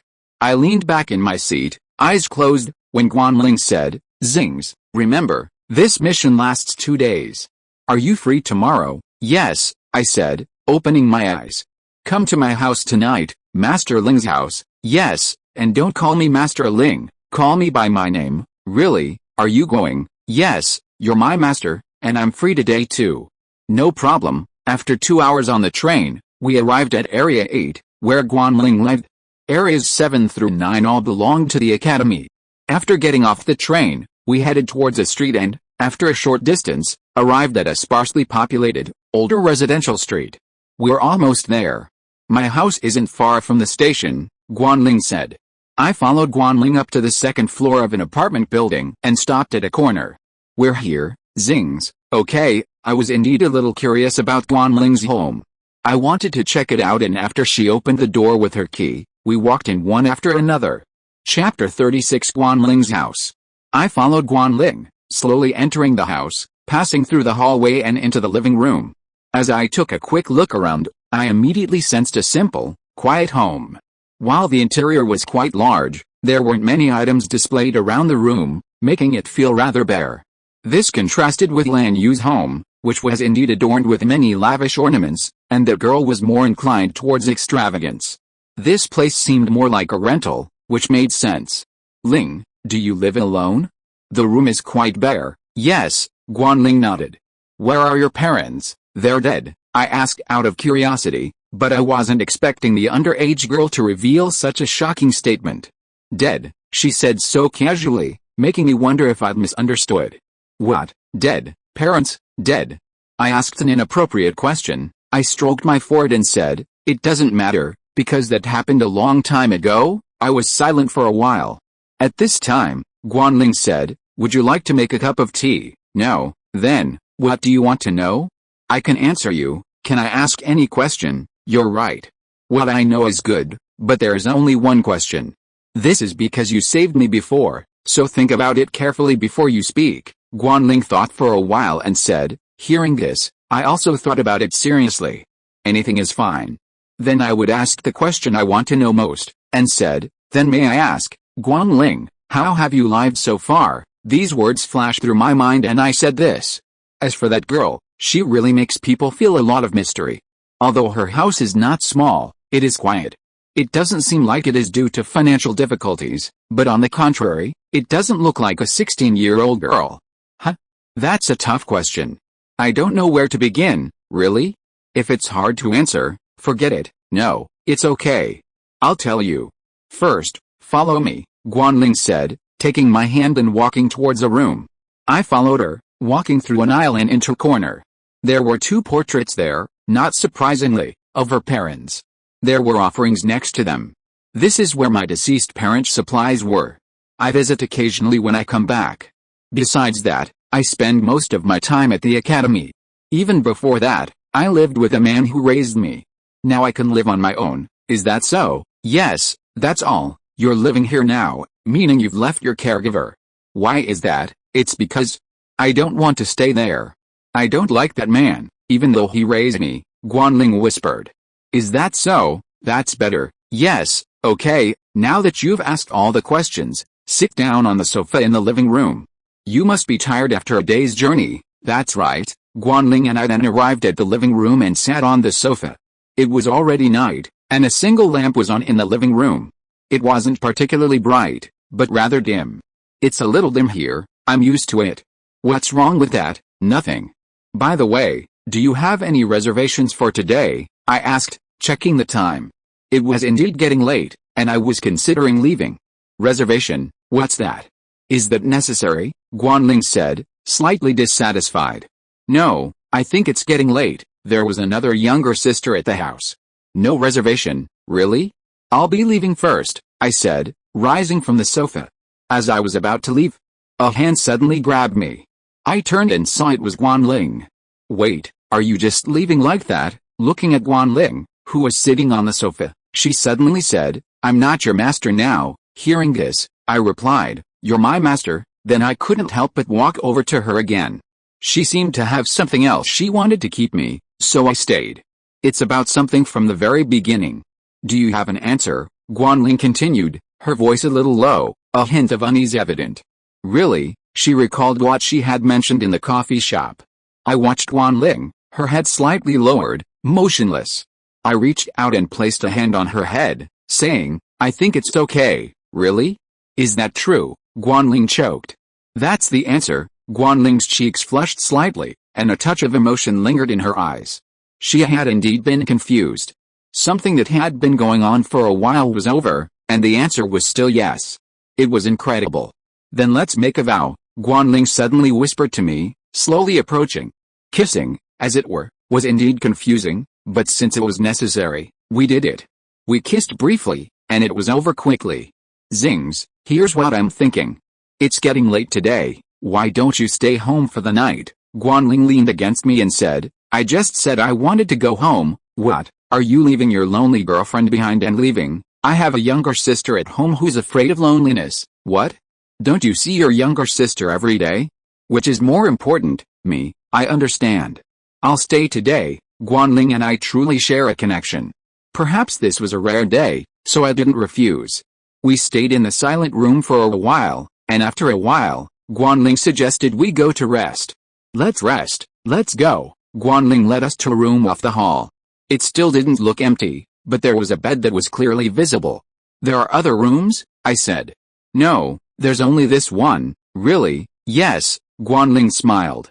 After a while, Guanling changed into pajamas and came into the room. Not long after, we all lay down on the bed, turned off the lights, and fell asleep. This area was quite quiet, with no noise around us, which was one of the advantages of being in a remote location. The room was very quiet, and we fell asleep without realizing it. Chapter 37 Return. The next morning, the sun had already risen, and light from outside could be seen shining in through the window. I woke up at this time, and when I woke up, I found something clinging to me. It was indeed a woman. It was Guanling, I quickly confirmed. Why she was next to me was puzzling for a moment, but it didn't matter anymore. It was just that she was holding me now, probably because she was confused in her sleep and her sleeping posture was not very good. That innocent sleeping face was right in front of me, and I had to push her away gently. It was already 7 o'clock in the morning, and it was time to go to college. She seemed to be sleeping soundly. When I was pulling her arm, I don't know if she was dreaming of cake or something, and she refused to let go, which took me a lot of time. Are you awake already? I suddenly threw back the covers. Hello. Seriously, it's getting late. I'm not going to sleep anymore. I just woke up because you were fidgeting. Guanling puffed out her cheeks. Really? Anyway, get up, eat, and go to the academy. That's it. Wait, Xingze can go later today. After all, the mission I applied for yesterday has a 2-day deadline, so I don't think there's any rush, Guanling said. No, I want breakfast. Really? Okay, I'll make breakfast. After submerging, Guanling finally got out of bed. She shoved her clothes around and started making breakfast. After all, she lived with my sister, so cooking was a given. We soon began to eat. It was indeed a very ordinary breakfast, convenient food, perfect for living alone. Well done. Do you usually eat this? Yes, Xingze. Would you like something else? Guanling nodded. This is enough, really. After breakfast, Guanling and I headed to Mecha Academy. This is in the 8th district, not particularly far from the academy, and easily accessible by public transportation. It took nearly 20 minutes to reach the academy gate. It was now around 9 o'clock, which was, of course, already class time. Fortunately, we were still on duty, so there was no need to worry. We walked through the academy and arrived at the assignment office on the top floor. After we reported our mission and confirmed it, the escort mission was over. Guanling and I parted ways in the second floor corridor. She went to her workstation, and I returned to my classroom. As we reached the classroom, the bell rang, making us arrive just in time. Stepping into the classroom, I went to my seat near the window as usual. My other sister, Shuhua, the girl with a red bow, quickly realized it, came to me, and looked at me with oval eyes. Xingze, I heard that you seemed to encounter something when you were carrying out that mission, yesterday? I did encounter some illegal groups. I was not very lucky, but the mission was successfully completed. Are you not injured? Nothing. At this time, Jiuhua, the girl who was sitting next to me, walked to Shuhua, which was the seat in front of me, and said, Xingze, actually I saw you on the news last night. No way. Yes, I saw it too. It's true. Shuhua added that I was reported, and I did encounter some questioning on that day. Although I don't know which TV station did it, it was indeed unnecessary and it can only make people confused. You two are so close. When did it start? I casually asked, looking at Jiuhua, who was standing next to Shuhua. When I first started school, Jin Jiuhua helped me a lot.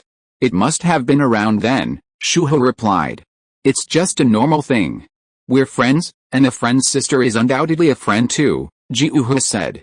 She seemed to have started wearing glasses since the second semester, and she had even more of the class's top student demeanor. The day's classes continued to progress. After class, I planned to get home as soon as possible. The bell rang soon after, and I was about to leave the school when I suddenly heard a familiar voice from behind. I turned around and saw it was Shuhua. The girl trotted over to me. Wait. Xingze's brother, what's wrong? I'm going home with you today. Really? Shuhua, are you coming to my house today? Yes. With just a few words, Shuhua and I were heading back to the younger sister's house. This wasn't the first time. Shuhua had come to Len Ayu's house several times, and I was used to it. Shuhua, backpack in hand, walked beside me and said, I used to get lost, but now I'm fine. Really? Have you memorized the directions? That's great. I'm so ashamed. We wandered along for a while until we arrived at the entrance of the student apartment building. We then walked up 3 floors and arrived at our front door. I opened it with my hand.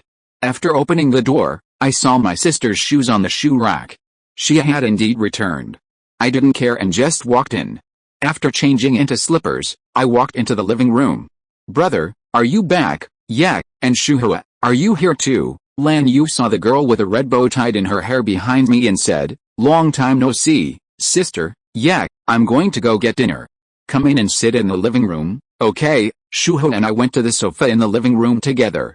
It's rare for you to come to our house during school hours, Lan Yu replied. No, this is your first time, but it doesn't matter. What's wrong? Are you having any problems? I asked. My dog ran away. Did your dog run away? When did it happen? Yesterday? When I got home, it was gone, Shuhua replied. Is that so? Maybe it got lost, maybe, but there's nothing we can do if it doesn't come back, Shuhua replied. Really? That's why Shuhua came here today. Lan Yu came over and said, yes, in that case, we can only report it to the police station. They should have a photo of the dog, Lan Yu said. Yes, thank you, sister. But let's cook first. I'll help, Shuhua said, and then she and Lan Yu walked towards the kitchen. I had indeed seen the dog Shuhua mentioned before. It was a medium-sized breed, and its appearance was relatively easy to identify. Standing by the window sill, I looked out and saw the silhouette of a dog.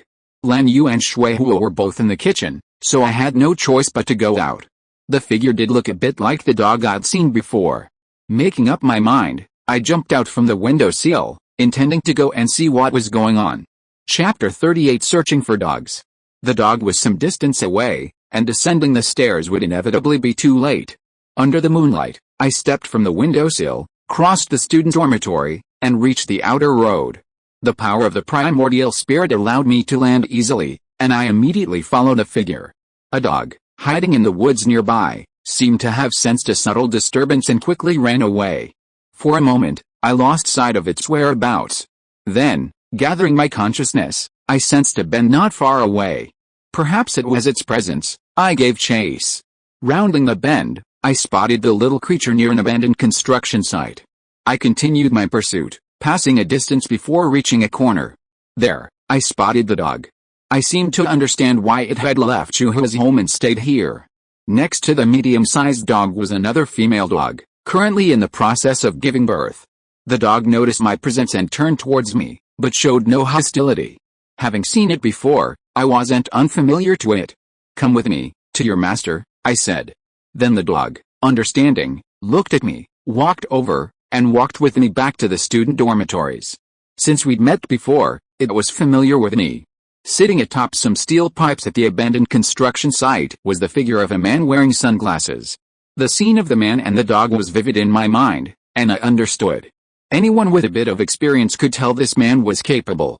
A short while later, we arrived home, and I quickly told Shuhua about the dog's current situation, which reassured her. "So he's gone to do that kind of thing? Seriously, he's already this old. Dinner's ready, come quickly." "There's food for the dog too," Lan Yu said. "Okay, soon." The three of us were seated at the dining table, picked up our bowls and chopsticks, nodded in respect, and began to eat. "Tonight's dinner is delicious." "It looks delicious," I said. "Yes, Lan Yu and I worked together to make it today. Come and try it, brother." I'll start with a grateful heart. Hearing this, I picked up my chopsticks. The aroma of food wafted across the table, truly whetting my appetite and brightening my mood. I then devoured the delicious food. "These dishes are all very well cooked," I said when I was almost done. "Really? Do they suit your taste, brother?" "Yes," I nodded. "Excellent," Shuho said, clapping her hands with Lan Yu beside her as if in triumph. Having two reliable sisters who knew how to cook was truly wonderful. The three of us continued our dinner until we were almost done. I put down my chopsticks and asked, "By the way, Shuho, are you going home today?" "No, I'm staying here," Shuho replied. "Really? There are plenty of rooms. Where are you going to sleep, Shuho?" Lan Yu asked. "Well, in that case, I'll stay with my brother," Shuho said, looking at me with a chuckle. "Wait, even though there are only 2 beds, we can let my brother sleep on the sofa. He's already grown up," Lan Yu persuaded. Shuho still smiled. "Okay, come with me." "That's the way things are," Lan Yu interrupted. That's fine." Shuho looked at Lan Yu and nodded in agreement. Thus began Shuho's first night here.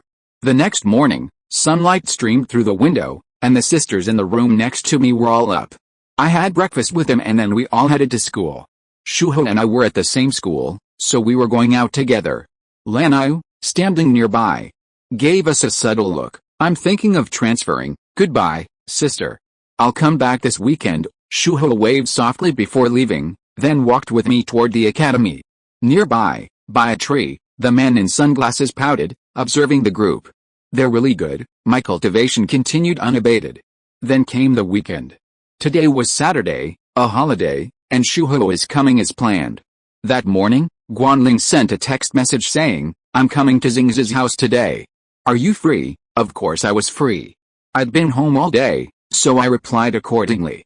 I haven't seen much of Guanling at school lately. I've mostly been practicing swordsmanship and cultivating harmony.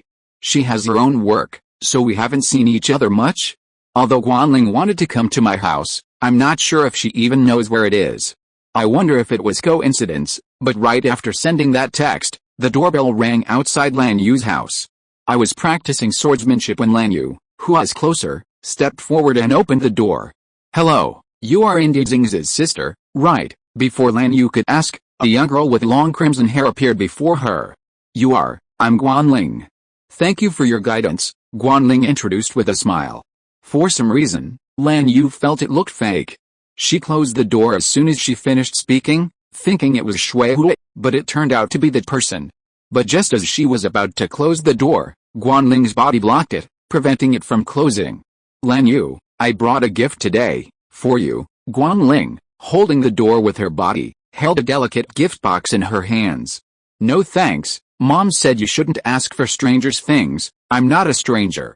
Haven't I met her before? Just then, I, caught up in the commotion outside, also came to the door, only to see Lan Yu trying to close the door and Guanling. Is that so? Okay, I remember now. Lan Yu paused, and Guanling breathed a sigh of relief. When the three of us gathered at the door, I said, "Come in." Guanling nodded and joined us inside. I walked over to the sofa and sat down. Guanling looked at her sister, and Lan Yu looked back. Guanling said, "This is my second time. I'm Guanling, and I'm Xingze's master. I'm Li Lanyu. Please teach me." "Thank you, brother, for your consideration. No, that's not the case. Your brother has taken a lot of care of me. Even though he's my master, he's not really my master. I understand." "Sister Guanling, please come and sit here," Lan Yu said. Guanling set aside the gift she had brought and sat down with us. This was her first visit that day, and she was dressed in a neat and beautiful outfit, looking more dignified than usual. She seemed prepared. Chapter 39 Visit. At this moment, Guanling looked at me and Lan Yu and said, "Xingze, are you training now?" "Yes, I was just now," I said. "Senior sister Guanling, why don't you come and see the training place?"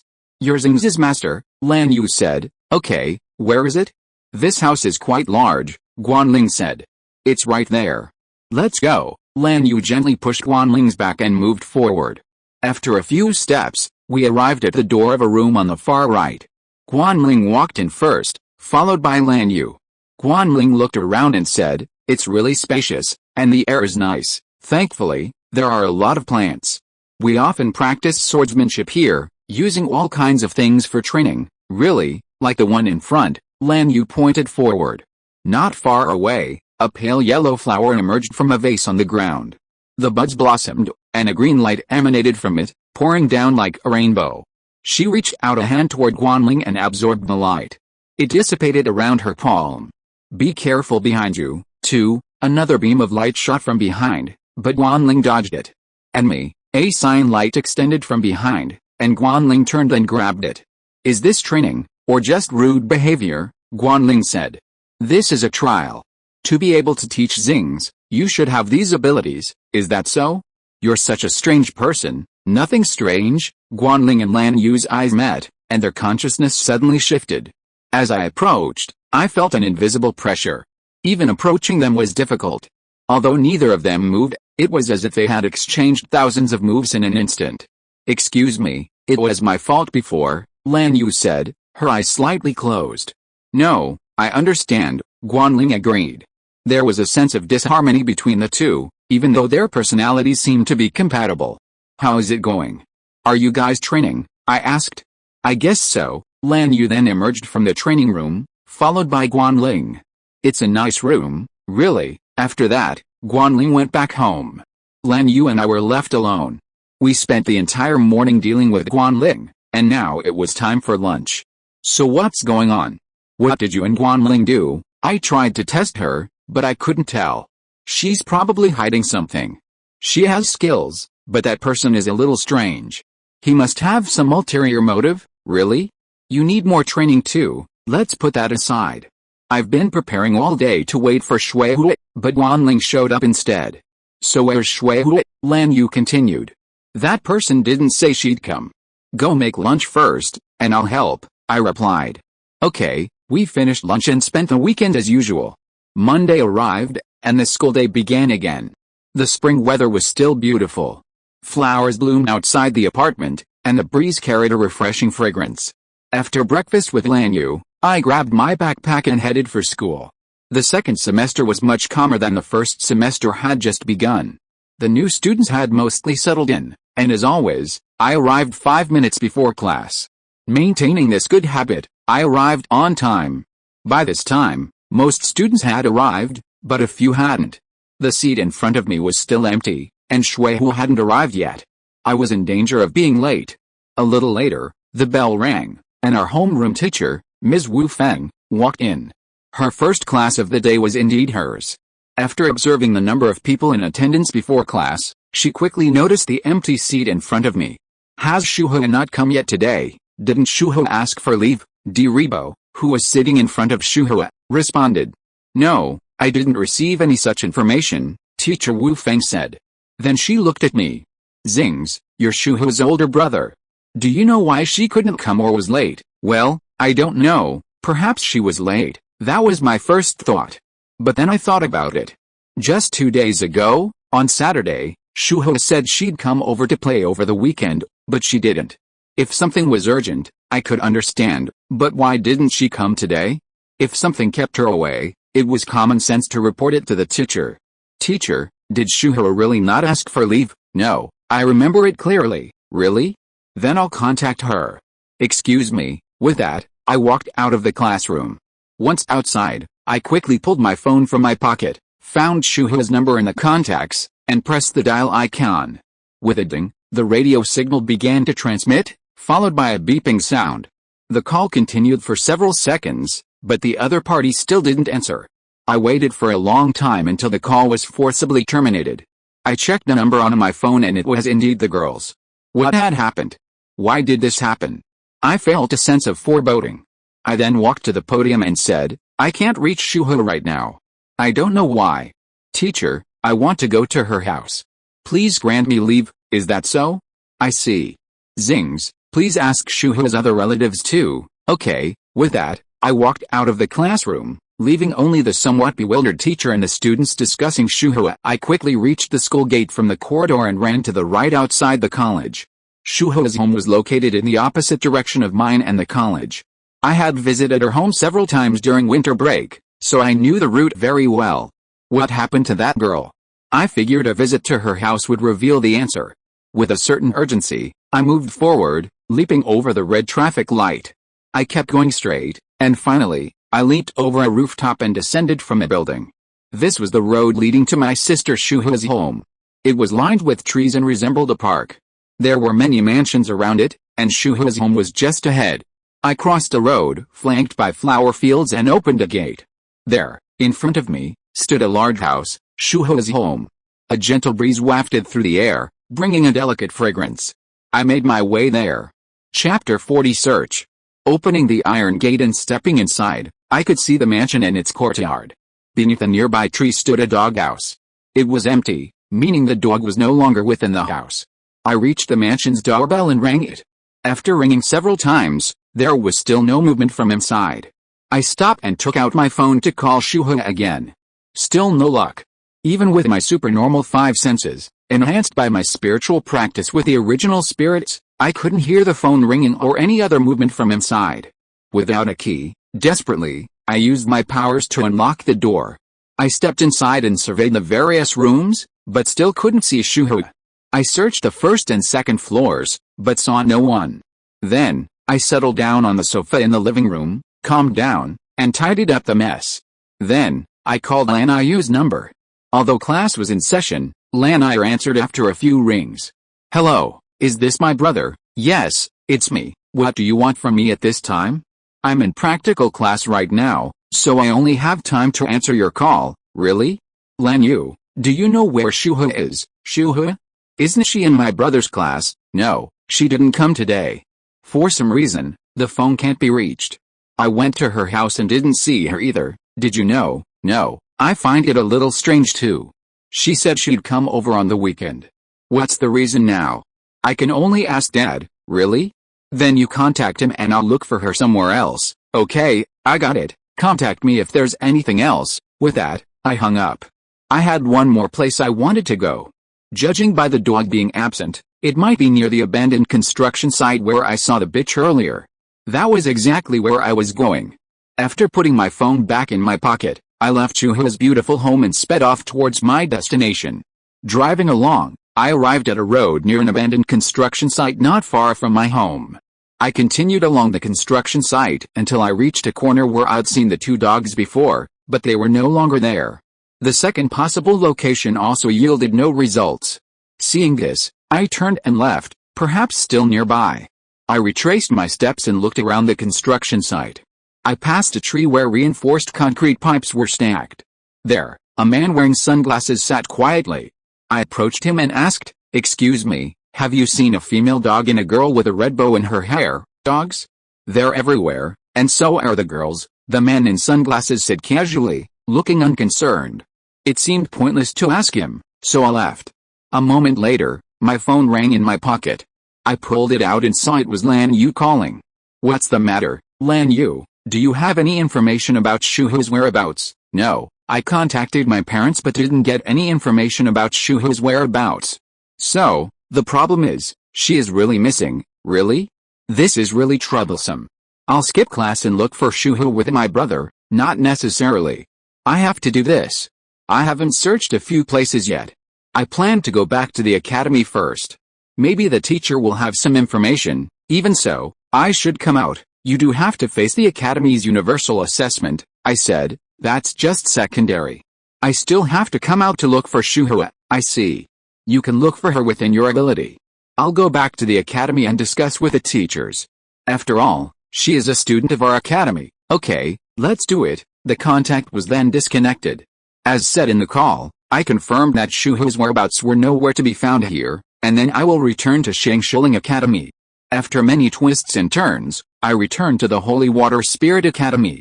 When I walked to the classroom, it was just time for the get out of class trend. I saw our homeroom teacher, Mr. Wu Feng, walking out. When he saw me, he asked, "Xingze, how is it? Have you found Shuhu?" "No, I went to her house but couldn't find her." "Have you asked relatives or anything like that?" "My sister asked on my behalf, but there's no news. Shuhu lives alone now, so even if she's missing, no one would know. It's my fault." "Wait, don't blame yourself. The teacher has some idea of Shuhu's current situation. Since a student from our class is missing, we're also responsible. Next, we'll work together to find her. Depending on the urgency of the situation, we can even mobilize the higher-ups in the academy." "That's right. That's the situation now. I'll come to help too." At this time, Jiuhua, with long black hair, appeared beside us. She said, "Do you want to help too?" "Yes, didn't I say she's my friend, and I plan to do something like exploration in the future. This is just what I want to do." At this time, the classmates around were also watching nearby. One of the mushroom-headed young men came up and said, "I'll come to help too. Mine is in the sky shape, so we can find her whereabouts from the air." "Wait, I'll come too. How can you forget me about such a thing? I'm here to help find my classmates." The red-haired man in the crowd, Lin Hongguang, came out and said. At this time, a woman next to him, Zheng Weixu, couldn't help but frown and said, "No one is asking you for help. You just want to skip class, right?" Then, amid the commotion of the classmates, Teacher Wu Feng, with some confusion, confirmed the four-person search team. "Well, this time, let Xingze lead Jin Jiuhua, Di Ribo and Lin Hongguang to find the whereabouts of classmate Shuhu. I will contact the superiors and approve your leave." "Okay, thank you very much, teacher," I nodded in greeting. "It's your job. You can go to the areas where classmate Shuhu may appear and look for her. If you can't find her today, contact the superiors to send troops to search." "I see, everyone, let's go," Di Ribo said. With that, the four of them stepped out of the classroom and headed outside the academy. Thus, we, Jiuhua, the mushroom-haired boy, and the red-haired man, formed a search team. We would immediately launch our operation. If Shuhu wasn't found by tomorrow, the academy would likely dispatch a search party. After skipping the rest of the class, I accompanied the three of us to the school gate. Jiuhua and I discussed the matter and came to the final conclusion: the four of us would split up in the 7th area to search for the girl. After all, the girl had a distinct characteristic, a red bow. This served as a trigger for our search. Chapter 41 Cause. This was an old building, but the interior wasn't as old-fashioned as the exterior. Though dim, it felt truly magical, a shimmering glow of various fluorescent lights. The interior was exquisitely crafted and ornate. Inside, two young girls stood, one with a short ponytail. Next to her was another girl with lush, short, brown hair, the longest part of her hair only reaching her shoulders. She wore a red bow on her head and a red dress. "Shuhua, the light here is truly dazzling. Don't look too much. It's probably a deception, so what should we do? Wait? This is the only way. We have to be mentally prepared. Will anyone come to rescue us?" "It's okay, Zillan. We're safe for now. Due to structural issues, this area is slated for demolition, but it won't be for now. Shuho and the other girl are currently staying here, unable to leave even if they want to. They were in the 14th district, the ancient city. Compared to most areas of this new century capital, it was relatively underdeveloped, the streets, the residential areas, the shops. However, precisely because of this area, characterized by its ancient architectural style, was a truly scenic spot. Why had Shuho and the other girl with her been brought to such a place? The reason for this went back 2 days. 2 days ago, on a beautiful Saturday morning, Shuho planned to arrive at Xingze's house before 9 o'clock. As she had mentioned before, she planned to keep her appointment. Since it was the weekend, Shuho also took her dog, Dandy, with her.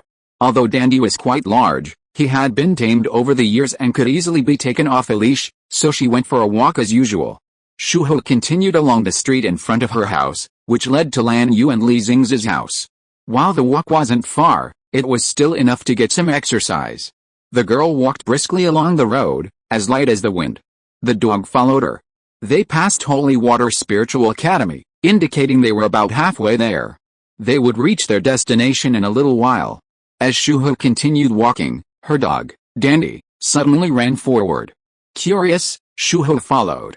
For some reason, Dandy had strayed from the original route and wandered off to another location. Shuho followed Dandy to a deserted construction site, where she was chatting with another dog. While Dandy was certainly old enough, the female dog mentioned earlier might be the one she was seeing. Her brother said the female dog was indeed pregnant, but Shuho couldn't tell, so she might have already given birth.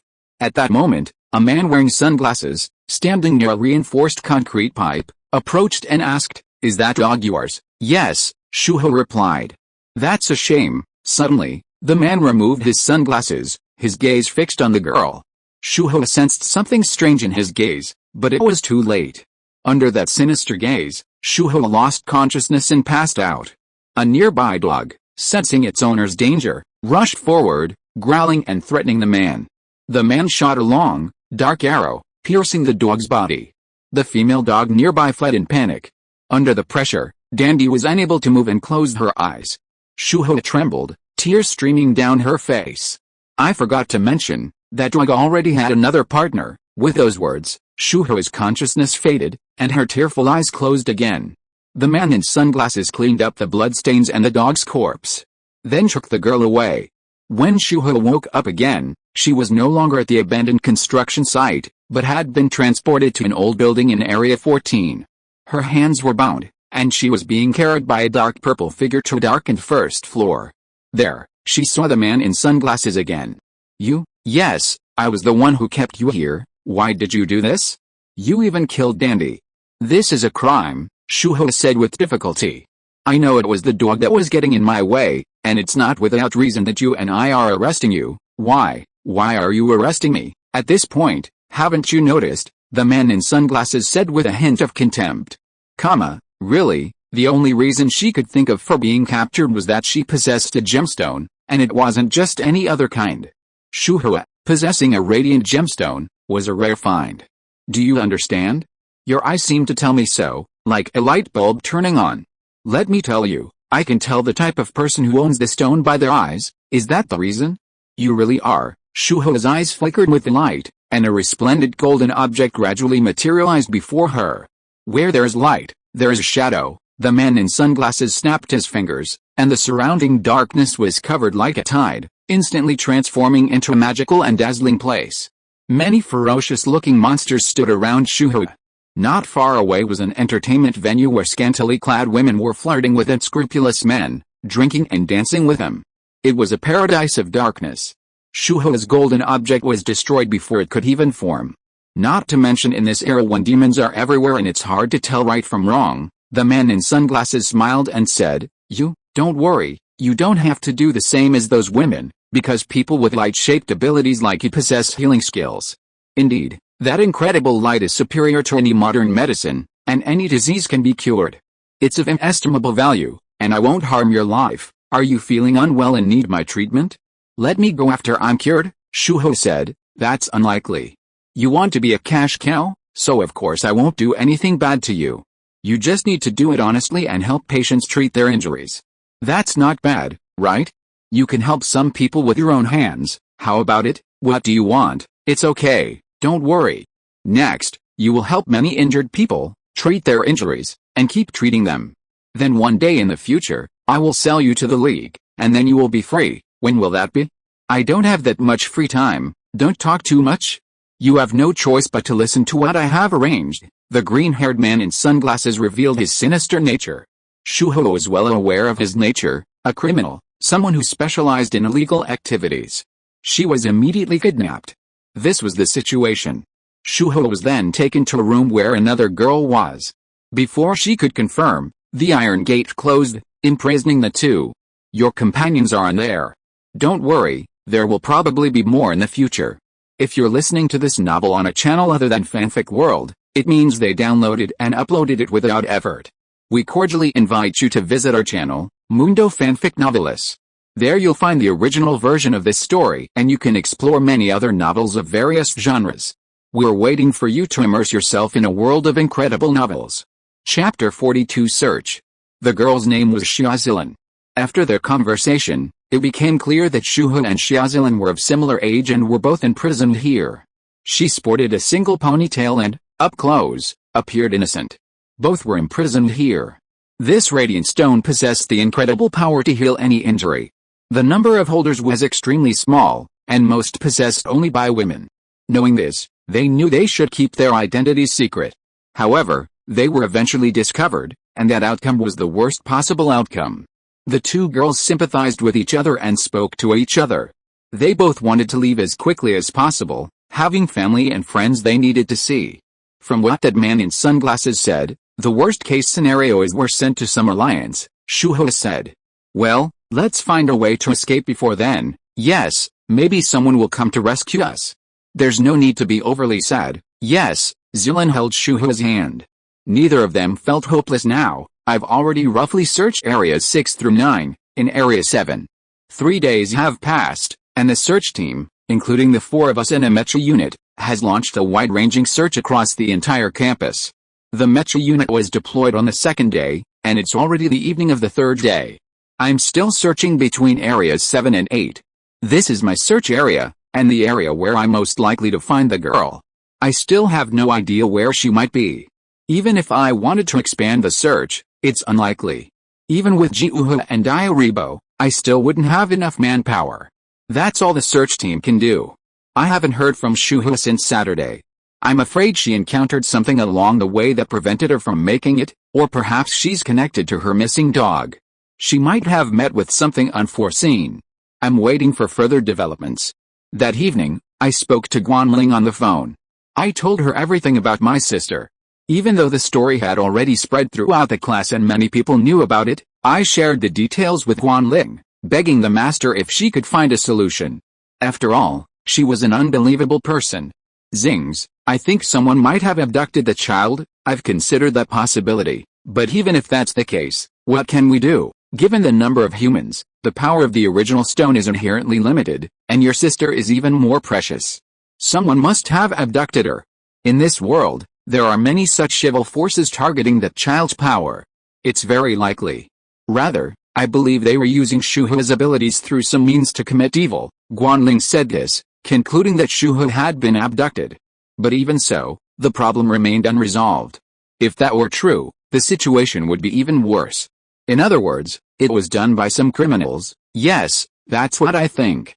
I can't go over and help you right now, but I can give Xingze some potentially useful information.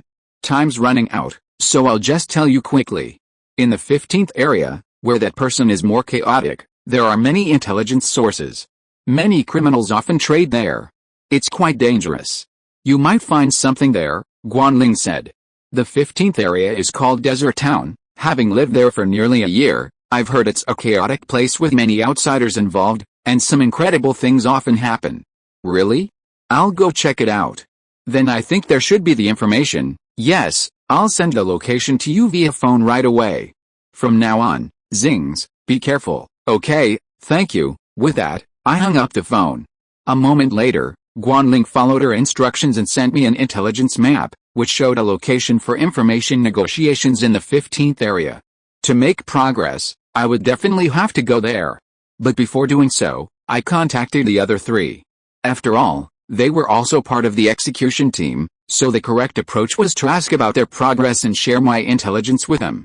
Therefore, I informed Chikuka, the most reliable of the group, of the situation, suggesting Area 15 as a possible location for finding clues about my sister, Shuhei. I explained this to her, and the others followed suit. We collectively concluded that heading to Area 15 was the right place. Chikuka and I would head there immediately, settling on the afternoon. Due to the urgency of the situation, I hadn't informed the academy. The location was risky, and reporting it would be a waste of time. This was the conclusion I reached after discussing it with Chikuka. The other two were still searching near Area 7. At 12:30 p.m., Chikuka and I met at the agreed-upon cafe. We sat down and decided to discuss the situation beforehand. Jiuhua, that Area 15 is dangerous. Are you really going? I'm going too. Xingze. I've said before, I'm here to help you find Shuhei. You don't want to waste time, do you? Jiuhua's dark eyes glanced at me. I see. I understand your intention. Jin Jiuhua is at the top of her class and possesses exceptional talent. She is truly a reliable companion. Today, she's wearing a brown windbreaker with a hood. She's dressed slightly differently because she's going to Area 15. Although she's still wearing her school uniform underneath, that shouldn't be a problem. After meeting up at the cafe, Jiuhua adjusted her hood and headed outside, ready to depart. I followed her. We were headed to Area 15, which was quite a distance from Area 7. After our discussion, we decided to take a taxi. We quickly hailed a car on the street outside the cafe. After telling the driver the coordinates Ling had given us, Jiuhua and I sat in the back seat. Along the way, Jiuhua, sitting next to me, remained silent, flipping through a book, seemingly some profound text. After a while, the taxi stopped. Glancing out the side window, I could see a cluster of buildings outside. Compared to the academy area, these buildings were smaller and more elegant, surrounded by a golden expanse of land. A desert would be a better description. It was this place, no mistake. We had arrived at the 15th district, the desert town. A seemingly desolate landscape, even during the day, was sparsely populated, a characteristic of this area. Get out, we're here, the driver said. I understand. We all got out. After paying, the taxi sped away. Jiuhua and I walked across the sand, a sudden gust of wind whipping past, forcing us to cover our faces with our hands. The miasma is so strong. We can't stay here any longer. Let's finish the mission as soon as possible, Xingze, Jiuhua said as she walked ahead. Her long hair fluttered in the wind, and I followed her. I know. Let's go to the intelligence location at our destination. It's not far from here. Chapter 43 Intelligence. Jiuhua and I quickly followed the map, passing the dusty streets around us. We passed what looked like entertainment districts and arrived at an underground entrance to a tavern on the left. It's down there, let's go, Jiuhua said, and began to walk down the stairs. I followed her down. After passing the stairs, we arrived at a dimly lit passage. At the deepest part of the passage was a door, and colorful lights occasionally shone through the cracks. The underground tavern Guanling mentioned must be there. I glanced at Jiuhua, who was standing beside me, and our eyes met. She blinked and looked ahead, meaning, let's go, but be a little careful. I nodded slightly and walked towards the door with Jiuhua. We opened the door and entered a deep room. Inside, there was a red-carpeted entrance. As we approached the entrance, we saw a number of small tables and other items placed around the room. Farther up, at the front, stood a counter. Standing there was a woman wearing a pink shirt with a black butterfly pattern and light red hair. She must be the target. According to the intelligence, she specializes in information trafficking. Having confirmed this, Jiuhua and I ignored the people dancing, drinking, and gambling around us and headed straight for the seats in front of the counter. Beautiful lady, I'm looking for someone, I said as we took our seats in front of the counter. The middle-aged woman, having heard my voice, glanced at me with narrowed eyes and said, looking for someone? What kind of person? Without any characteristics, I can't predict your inner thoughts. Jiuhua and I both sat down in the seats in front of the counter. Female, with a red bow in her hair, approximately 15 years old, a radiant form. This time, it was Jiuhua who spoke, calmly describing the characteristics of the water spray. The middle-aged woman at the counter paused in thought after hearing Jiuhua's words. She stroked her chin twice and said, I haven't heard of girls with red bows, but I do have information about radiant form girls. The problem is, it's quite risky. The middle-aged woman rested one hand on the counter, looking troubled. Jiuhu then reached out a hand from her pocket and gently placed a wad of bills, about 3 centimeters thick, into the woman's palm. The middle-aged woman, who had been squinting, opened her eyes slightly and gently flipped the bills. "Can you continue?" Jiuhu asked. "I understand. The information about the Shining Healing Girl was leaked from a certain organization a while ago," the middle-aged woman said, then paused and looked at Jiuhu. "Please continue." Jiuhu's pair of eyes, seemingly full of knowledge, turned back to the middle-aged woman. Perhaps through the eye contact, she knew that the person in front of her was not someone to be fooled. In the 14th area, there is a building waiting to be demolished. There is a place where people specialize in treating injuries and illnesses. Is there a girl who provides treatment there? Yes. What organization is she from? Jiuhu asked, and the middle-aged woman leaned in slightly. It's an organization called Black Mamba, she whispered. Can you tell me about the situation inside that building? Jiuhu replied softly. I quietly moved closer, listening to their conversation as if it were air. There are 2 radiant-shaped girls who can heal illnesses there. Recently, many members of the organization have been receiving treatment there through referrals from some contacts. Indeed, the radiant-shaped healing light can quickly heal those seriously injured. Exactly, when did that start? About 6 months ago, then disappeared for a while, but in the last 2 weeks, the organization has been leaking similar information again. Really? Can you introduce me to that place? That's a bit. A friend of mine needs urgent treatment, so is that okay? Jiuhu pressed another wad of bills, about 3 centimeters thick, into the middle-aged woman's hand. I understand. The middle-aged woman swallowed a considerable sum of money, but we finally got some information about the information, and Jiuhu and I were finally able to escape that unpleasant environment.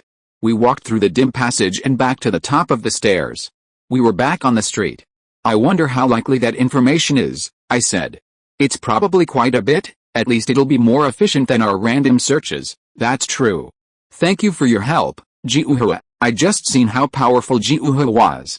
If it were me, I'd probably have trouble extracting the information. It's nothing. It's my duty to help a friend, reliable. I felt that way walking beside Jiuhu, but right now wasn't the time to worry about that. The crucial thing was, my sister was still missing. Jiuhu and I took another taxi back to Area 7. We'd agreed with the information dealer to head to the target area in Area 14 for treatment at 2 p.m. tomorrow. Before that, I planned to check in with Diaribo, who is also diligently searching for Shuhu's whereabouts. We should have a plan in place by tomorrow. After nearly half an hour in the taxi, we arrived at Area 7.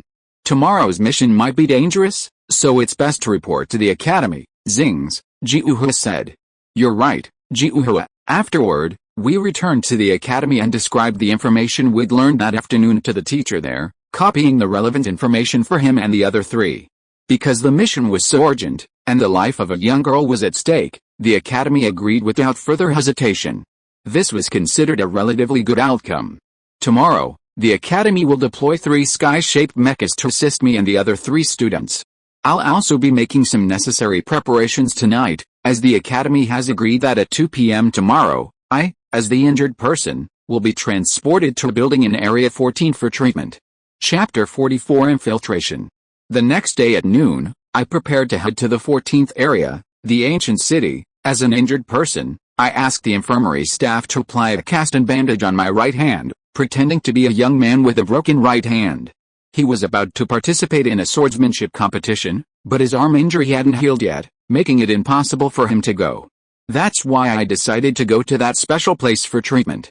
It was for this reason that, at noon, I received a message from the woman nicknamed Black Butterfly from the underground tavern yesterday. After paying her a bonus, she introduced us to the area. We still had to pay for treatment later. They were indeed some unscrupulous traders, but that didn't matter for now. We had to go there, no matter the outcome, it was worth going. Before the operation began, Jiuhu, Diaribo, and I traveled to the 14th area. We had already identified our destination, a dilapidated redevelopment area, and the Academy had dispatched 3 sky-shaped mechas to conduct a covert aerial survey. Because the mission that day involved some illegal organizations and carried inherent risks, the Academy's leadership came to this plan after much discussion. I was a combatant assigned to the front lines. Although initially disallowed, I was granted an exemption due to my sister's status and my rank. At 1:30 p.m., Jiuhe and I rode in a car and arrived at our destination, Area 14. Jiuhe and I sat in the back seat, while a man in a suit, one of the Academy's mission executors, drove the car from the front. This area, known as the Ancient City, possessed a distinctly old-world charm, a characteristic of its character. Following the location information provided by the woman nicknamed Black Butterfly, Jiuhe and I headed towards our target location. We passed many buildings in Area 14 and entered a narrow road. The area was nearly deserted, and the silence was only the rustling of wind and leaves. After walking for a while, we arrived near our target location, a short distance from the building under reconstruction. I checked the time. It was almost 2 p.m., so, as requested yesterday, Black Butterfly had said, someone should be here to greet us. We were waiting beside an abandoned building. The surrounding buildings were quite tall, so our position on the narrow path between them was rather dark. After a moment's silent waiting, a bald, muscular young man approached, his hands tucked into his pants. A menacing expression perfectly suited the atmosphere, a man who certainly looked like a gangster. Next to him was a thin, brown-haired man. "Are you an injured patient?" asked a brown-haired man. "Yes," I replied. The brown-haired man glanced at my right hand. After taking a quick look, he asked, "This level of injury should be healed in a while. Is there any need for you to come here specially to receive our treatment?" "It's not like that. I'm actually going to participate in an important competitive event soon, but look at my hand. It's impossible for it to get better in the short term, so I came to ask you for help. It's very urgent now." Yes, just like he said, we asked the Black Butterfly to find a shining form with healing power to treat the disease, so we heard here that there is a shining form with healing power nearby. As the young man said, "It's very urgent now. Please be flexible," Jiuhe added. "Really? Is the reward ready?" "Of course." "Okay, follow me." The brown-haired man said this and began to walk towards the alley ahead, and I followed. At the same time, Jiuhe also walked forward, but was stopped by the man on the other side after a few steps. "Only the patient needs to go there. You don't need to come along." Chuhua paused. "Really? Then I'll wait here." Chuhua silently watched the young man walk away.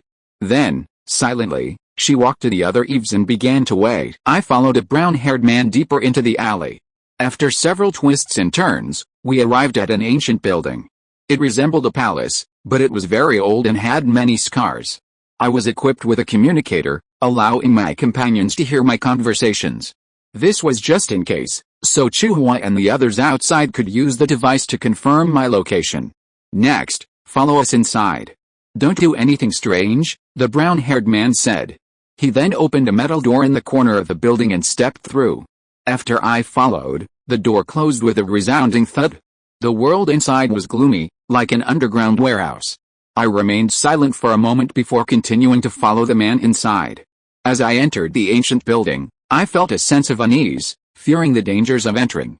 After walking a short distance, I suddenly heard strange music coming from the side. I stopped to look. "What are you doing? Are you interested in that place?" "What is that place?" I asked. The man chuckled and said, "It's a lively place." "Really? Well, I'll go check it out before I get treatment." You said you needed urgent treatment for your arm injury? "What the hell are you doing, you idiot?" the man sneered. I didn't respond to the man's words and walked towards the source of the sound. When I reached it, I took a step forward through a dark area, and suddenly, a dazzling array of colors appeared before me. Inside, there were many scantily clad women and men. It looked like a dance hall, truly unsightly. It was strange why such an entertainment venue existed in such a place, and the sense of incongruity. This was undoubtedly not a normal place. "Let's keep going." "I'm in a hurry," I said. "Really?"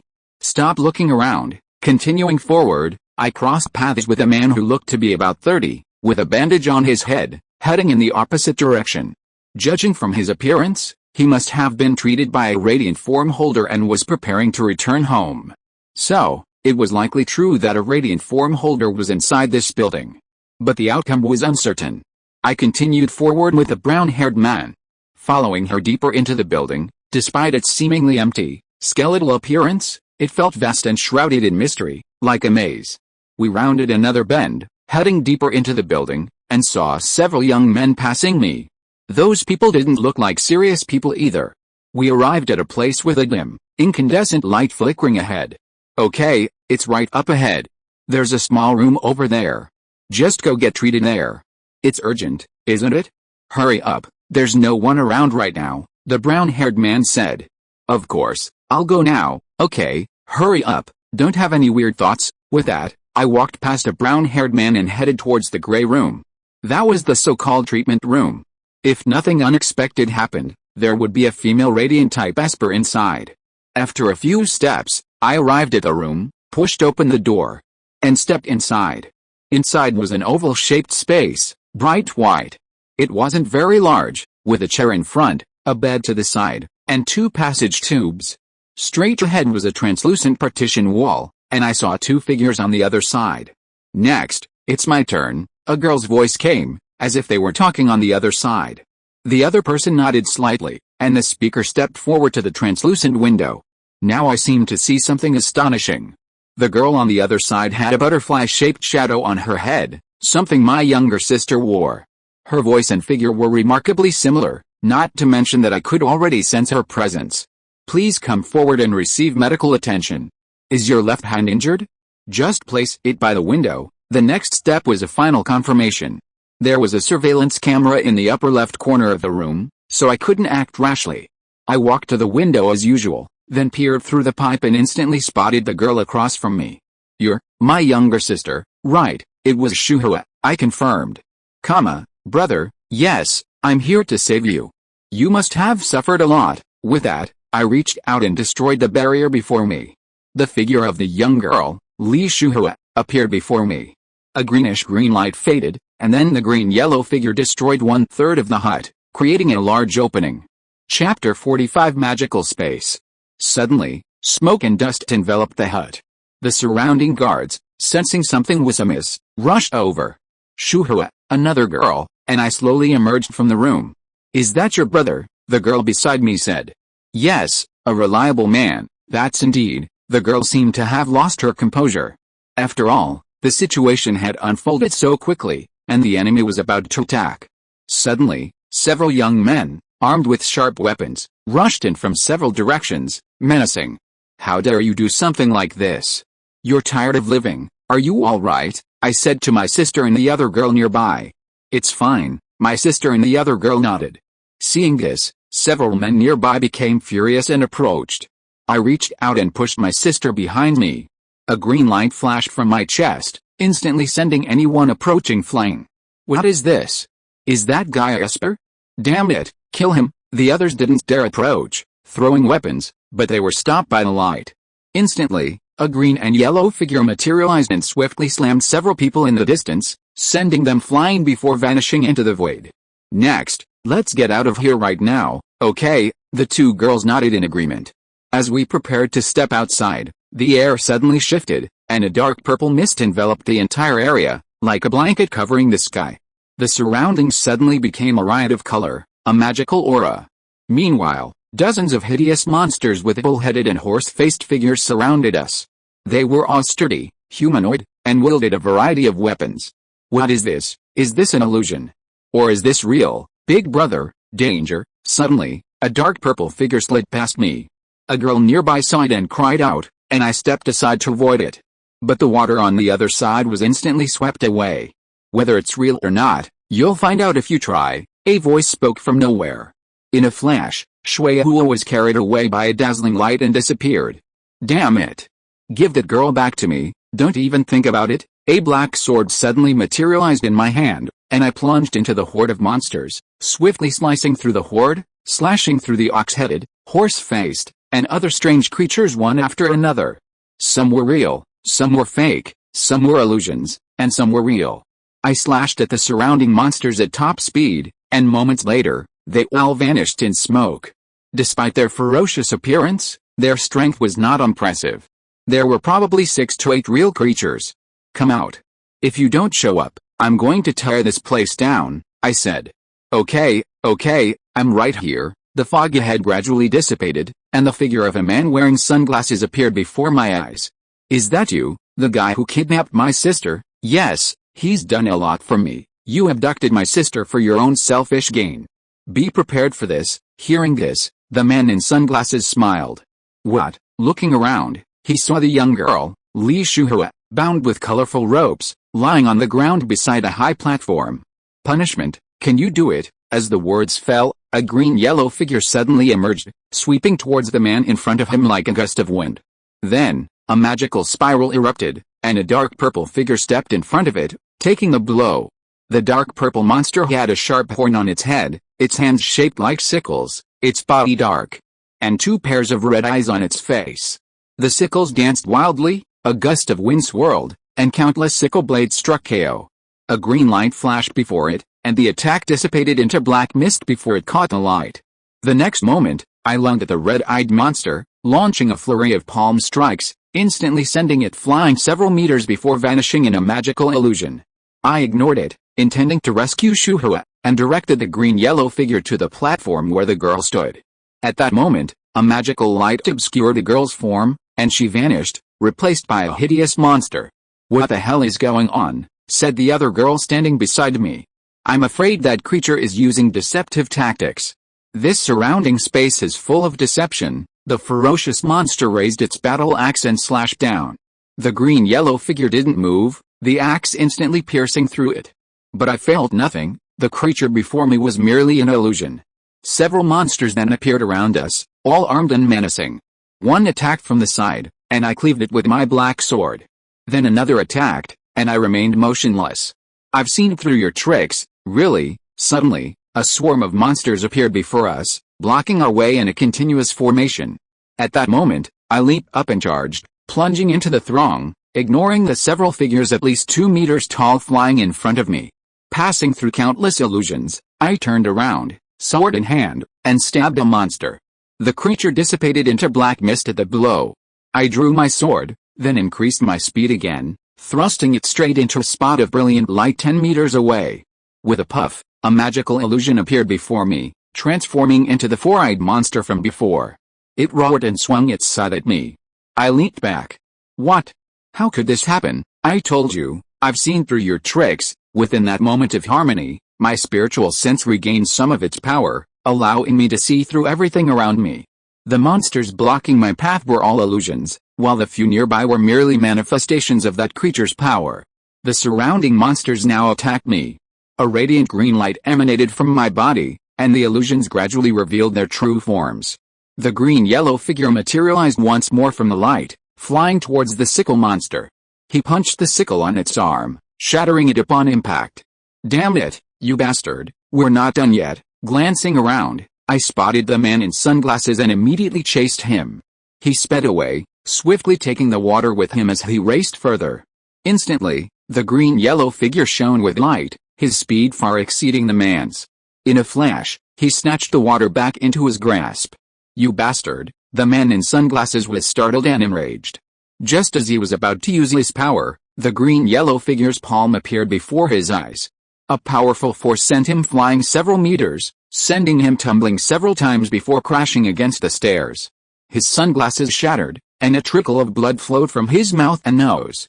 Then I came to Shuho's side and untied her. "Are you okay?" "Fortunately, I'm fine." Shuho stood up, moved her upper limb slightly, and patted the dust off. Chapter 46, Periphery. Outside the old building, nearby, the girl with long black hair and a brown windbreaker watched from under the eaves. A while ago, they had indeed heard some kind of commotion, perhaps sparked by some kind of disturbance, but the communication signal quickly vanished. It was unclear why, but there was no doubt something was amiss inside. It was conceivable that the young Xingze was being tested there. Xingze Yuho's job was to investigate. Shortly after the commotion began, her original spirit had flown into the building, sneaking through a window to ascertain the situation and assist the young man. She could have quickly located the young man, but with her transmitter ineffective, she could only conduct a thorough search. It was confirmed that Jiuho was currently in a nearby corner of the building, leaning against a dark corner, a young woman, seemingly absorbed in a book.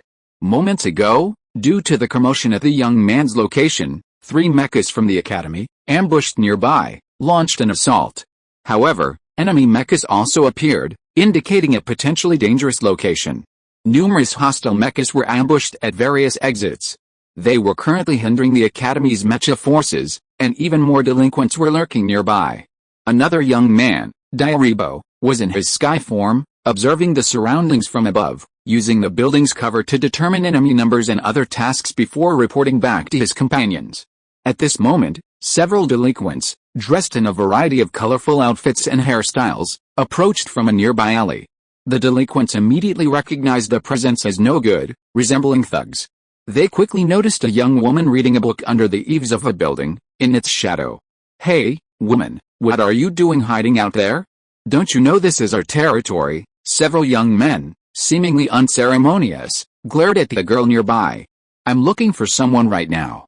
Can you please make some concessions?" Hearing this, Jiuhu looked over. But to them, the girl seemed merely reading, even now looking as if she were still reading, which annoyed one of the bald men. Are you looking for someone, or are you reading? It's infuriating." "I am." With that, Jiuhu closed the book, her dark pupils gazing at the young men nearby. "Really? You look so relaxed. You must be the one, the original stana holder or something. We're right, aren't we? Even if you are, you're underestimating us. This is our territory, don't you know?" the blond man next to them added. "That's enough. No more words. Kill her," the bald man said, then gave his instructions into the microphone. At that moment, 3 nature-shaped mechas emerged from passageways in all directions and appeared within Jiuhu's sight. 2 yellow mechas, and 1 green. Each was a gigantic, humanoid figure, standing 10 feet tall. The 2 yellow mechas were typical ground-based mechas, while the green one, heavily modified, was difficult to identify. "Something must have happened in there, and you're all panicking. I'm giving you a chance. Surrender now, and you won't have to suffer any more. Don't be ridiculous." Immediately, the 2 ground-based mechas advanced directly toward the girl. As they drew near, the yellow mecha took the lead, extending a capture net and casting it. Suddenly, a blue light shone in front of the girl, and a strange cylindrical object, resembling a totem, appeared in midair, etched with bizarre stripes. The capture net froze in midair, unable to move forward. At that moment, the other mechas advanced, their sledgehammers already overhead, poised to strike down. Suddenly, the entire body of the yellow mech was engulfed in a blue glow. Its hammer and body were suspended in midair as it charged towards the mech on the other side, colliding with a clang. The spherical form suddenly transformed into a humanoid form. With a swipe of its hand, both mechas were sent flying backwards, crashing into the building and becoming lodged in it, unable to move. "What the hell?" The bald man was stunned at the bizarre sight. That creature, whose combat power far surpassed that of a human, even stronger than a tank, was destroyed in an instant. The reason, of course, was the power of the girl before them. The hovering figure, its body slightly expanded, appeared dignified and imposing, its majesty and oppressive presence overwhelming. Several delinquents, seeing this, felt uneasy, their hands and feet trembling with fear. The bald man among them said, "Don't be afraid. That guy's probably only good at close range.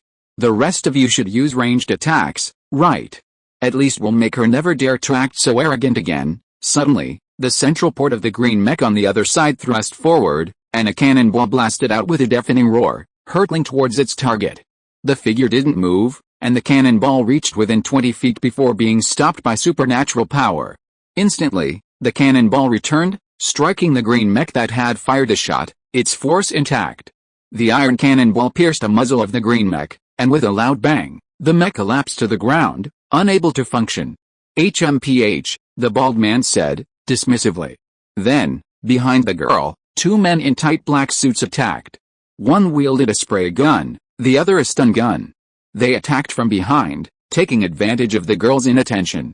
Like stray dogs, they crouched down and approached from both sides. "Excellent, take him down," the bald man signaled. The 2 men pounced like hungry wolves, hovering in the air, motionless, half a meter from the girl. As if pinned to the spot, both men stared at each other in surprise. "Huh? Don't you have shame to do this to a woman?" Jiuhu glanced over. As soon as he finished speaking, the 2 men circled in the air for dozens of times. One man's spray spread around them, while the other stun gun penetrated the man holding the spray gun. Both men vanished in a daze. "How could this be? Does that guy have eyes on his back?" the bald man exclaimed in shock, and the others beside him were thrown into disarray. After all, they were now the only ones facing the incredible girl. The girl, Chikuka, Possesses telekinesis, the power of her original spirit. She already possessed extraordinary telepathic abilities, the ability to discern good from evil, and now possesses even greater powers. She usually avoids using that power, keeping it bottled up, but it has only grown stronger with age. Are you convinced? Wanna go to the police station, all of you? No way. One of them immediately fled. The others, including the bald man in the lead, were terrified and turned to flee, seemingly ignoring their leader. Watching the thugs retreat, Chikuka silently left the two unconscious men. Because of their disruption, she hadn't been able to help the young man in time. And now it was probably too late. Instead of entering the building, she might as well do other work here, helping the other students eliminate the remaining villains and sharing some of the work of luring the enemy. With this thought, the girl headed towards the shadows of another building. Chapter 47. The battle ends. At this moment, within the vast expanse of the ancient building, the man in sunglasses removed his broken sunglasses and walked down a side corridor. After a few steps, he entered a room.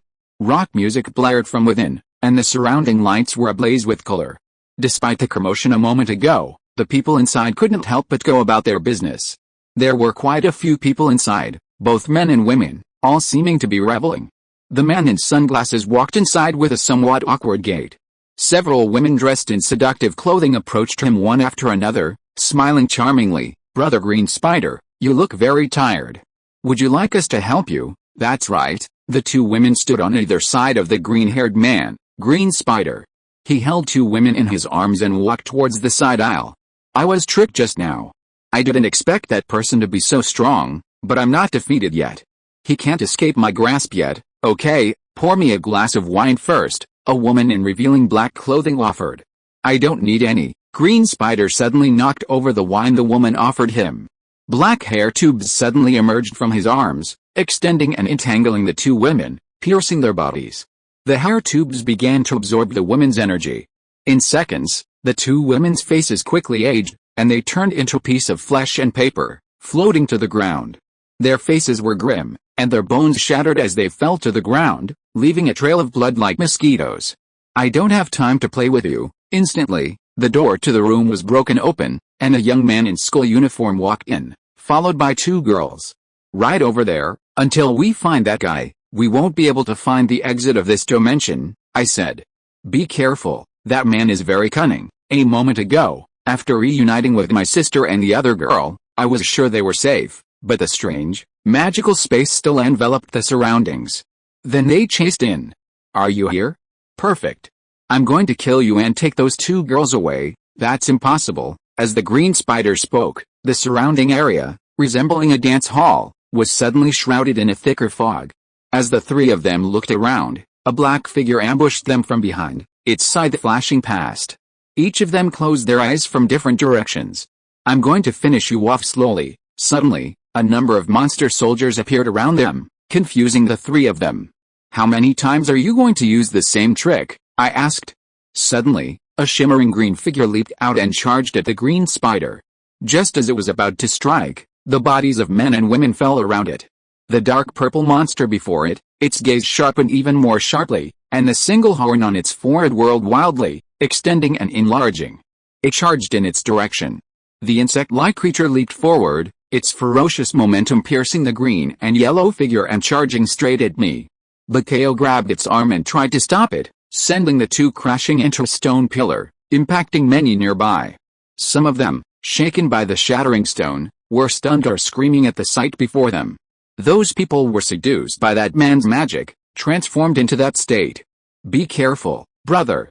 Try not to harm them." "I know." The mist parted again, and the monster vanished into it. Now, the Green Spider and the monster were out of my sight, unable to track their movements. I already know. While you can find me in the gloom, your range is limited. You can't see me now. The Green Spider, hiding in the shadows, moved slowly. Whenever it encountered a panicked person, it would absorb their energy, causing them to faint and pass out. Suddenly, within this magical space, a shocking gust of air swept from above, and a single-horned monster, spinning at high speed, swooped down. With incredible speed, it crossed paths with me before disappearing into the mist. The magical insect circled in the air, this time warming up its full strength. Its horn was filled with a dark glow, like a whirlwind, and it rushed towards me as a black arrow. Damn it, the monster suddenly approached. Upon noticing it, the green-yellow humanoid flew forward, spreading its arms and fiercely catching the monster's horn. The collision between the two caused a slight ripple in the air. Instantly, the magical insect swung its sickle, but was stopped by a barrier of green light. Green light rippled, and the horn's rotation gradually slowed to a stop. Instantly, the green-yellow figure ripped off its horn and struck a magic creature in the abdomen, instantly piercing its body. The insect spewed strange fluids, its body gradually cracking. It transformed into dark particles and gradually dissipated. It's over, the magical space vanished like a dream. The green spider's face was in agony, breathless. He tried to escape, but I was already in front of him. You bastard, the green spider, displeased, suddenly thrust forward with a black hair tube in his hand, but I caught him with a punch. He tumbled to the side among the rocks, and finally rolled his eyes. I turned and walked back. My sister Shuhu also came over, along with a girl with a ponytail next to her. We beat him, brother, that's right. We don't have to worry about what he'll do for now, I said. Yes, but there are a lot of people affected here. Let's get them treated right away, said the other girl. Okay, Shuhu replied. Then, the two girls with healing powers began providing emergency treatment to those injured in the previous battle. Thanks to their abilities, most of the remaining survivors were able to survive. Soon after, the Mecha unit outside, along with several students from the academy, arrived. They carried the trapped and injured people out to a nearby hospital. Afterward, we left the building and headed outside. Thank you so much today. Thanks to you, I was saved. He's my brother, Xingze. He's quite capable, right? Yes, very capable. He must be my friend, Xiaozilin said. It's okay, just contact me, Shuho said. Meanwhile, Xiaozilin's relatives arrived. A woman, taller than she, came to her side and said, I'm saved. Thank you so much, Mr. Xingze. We'll meet again, I nodded in response, and the two girls walked off in other directions. Okay, go home quickly. Your family is worried about you, okay? Meanwhile, Jiuhua, the others, and I successfully completed our mission and then headed back home after that incident. Most of the people rescued were saved, and the organization, including Green Spider, one of its leaders, was captured, along with some of its remnants. The incident came to an end. Jiuhua, I, and the other members who carried out the mission all made significant contributions. The mission was successfully completed, and we were naturally commended. My sister Shuho was successfully rescued and came to visit us the next day. Because of that incident, Shuho's days living alone in the mansion came to an end. After all, as someone with rare abilities, she had already attracted considerable attention, and continuing to live there independently was not a good idea. After consultation with my parents and other relatives, my sister Shuho decided to stay with Lanayu and me. Shuho arrived the next day and discussed the matter with us, and Lanayu was delighted. Having a new daughter in our home, now just the two of us, was a cause for celebration. However, whether her personality would be further exposed or transformed by living with Lanayu was unknown. The move began at noon that day. That same day, Shuho and I went to the abandoned construction site we'd visited before and buried the remains of the destroyed dog under a nearby tree. We prayed for the dog's salvation, marking its final resting place in this life. Next to it, a smaller dog silently watched over a group of smaller dogs. I recognized that dog. It was the mother we'd met at birth. It was she who had helped us find Dandy's body and bury it. Now, let's go back, brother, you're right. We need to move, and we can't leave Lanayu alone. We nodded and headed home. Chapter 48: A New Beginning. Time flew by, and over a year had passed. I, once a freshman at Holy Water Spirit Academy, was now a third year, seemingly in the blink of an eye. It was the beginning of my third year, not long after the school term began. Over the past year or so, my rank as a Mecha user at the Academy had risen from senior to elite, a rare feat within the Academy. However, there were other elites. Incidentally, this elite rank was far superior to the average Mecha user. Of course, this difference was a matter of realm, not just operational issues. The elite Mecha user I faced during the spring tournament quarterfinals was just that, a true master. Rumor has it that he was already a top-tier player. My advancement over the past year or so was largely thanks to Guanling, this young mentor. Even as a lover, she was incredibly important. Primordial spirits and primordial stones, with each passing year, have grown in number. It's now difficult to determine the number of primordial stone holders in the world today. It's no longer the 20,000 or so a year ago. Who could possibly know for sure? This alliance, created specifically for those special individuals, probably isn't a bad thing for them. Regarding that, when a rough stone holder graduates, joins the alliance voluntarily or through various other means, they can all start a new life in a dedicated place. There are 3 popular alliances here: the Holy Feather Alliance, the Green Alliance, and the Guardian Alliance. All 3 alliances accept qualified individuals. The Holy Feather Alliance accepts those with either the Sky form or the Radiant form without any conditions. The Guardian Alliance has no boundaries, and admission is based on personal character. Students, especially those approaching graduation, often discuss this.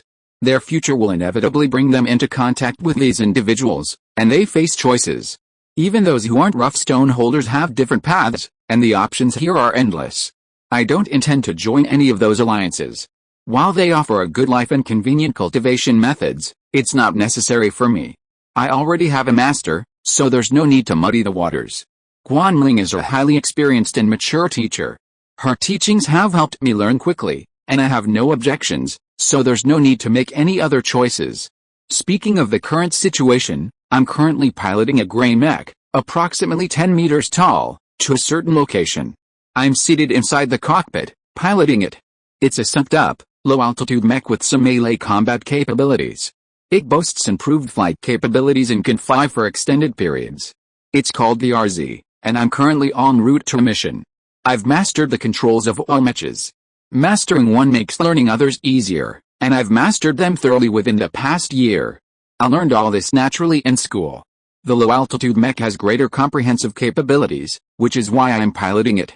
This RZ is a specialized, natural-type mech, different from the training mechas I used to pilot at the academy. It's significantly larger and equipped with the appropriate weapons. While ordinary pilots are prohibited from piloting it, those of me, at elite level, are free to do so.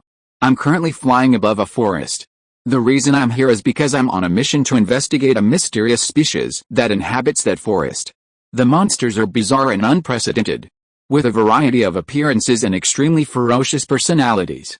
Their characteristic black skin has led to their temporary designation as Warcraft. Until recently, I had no idea what they were.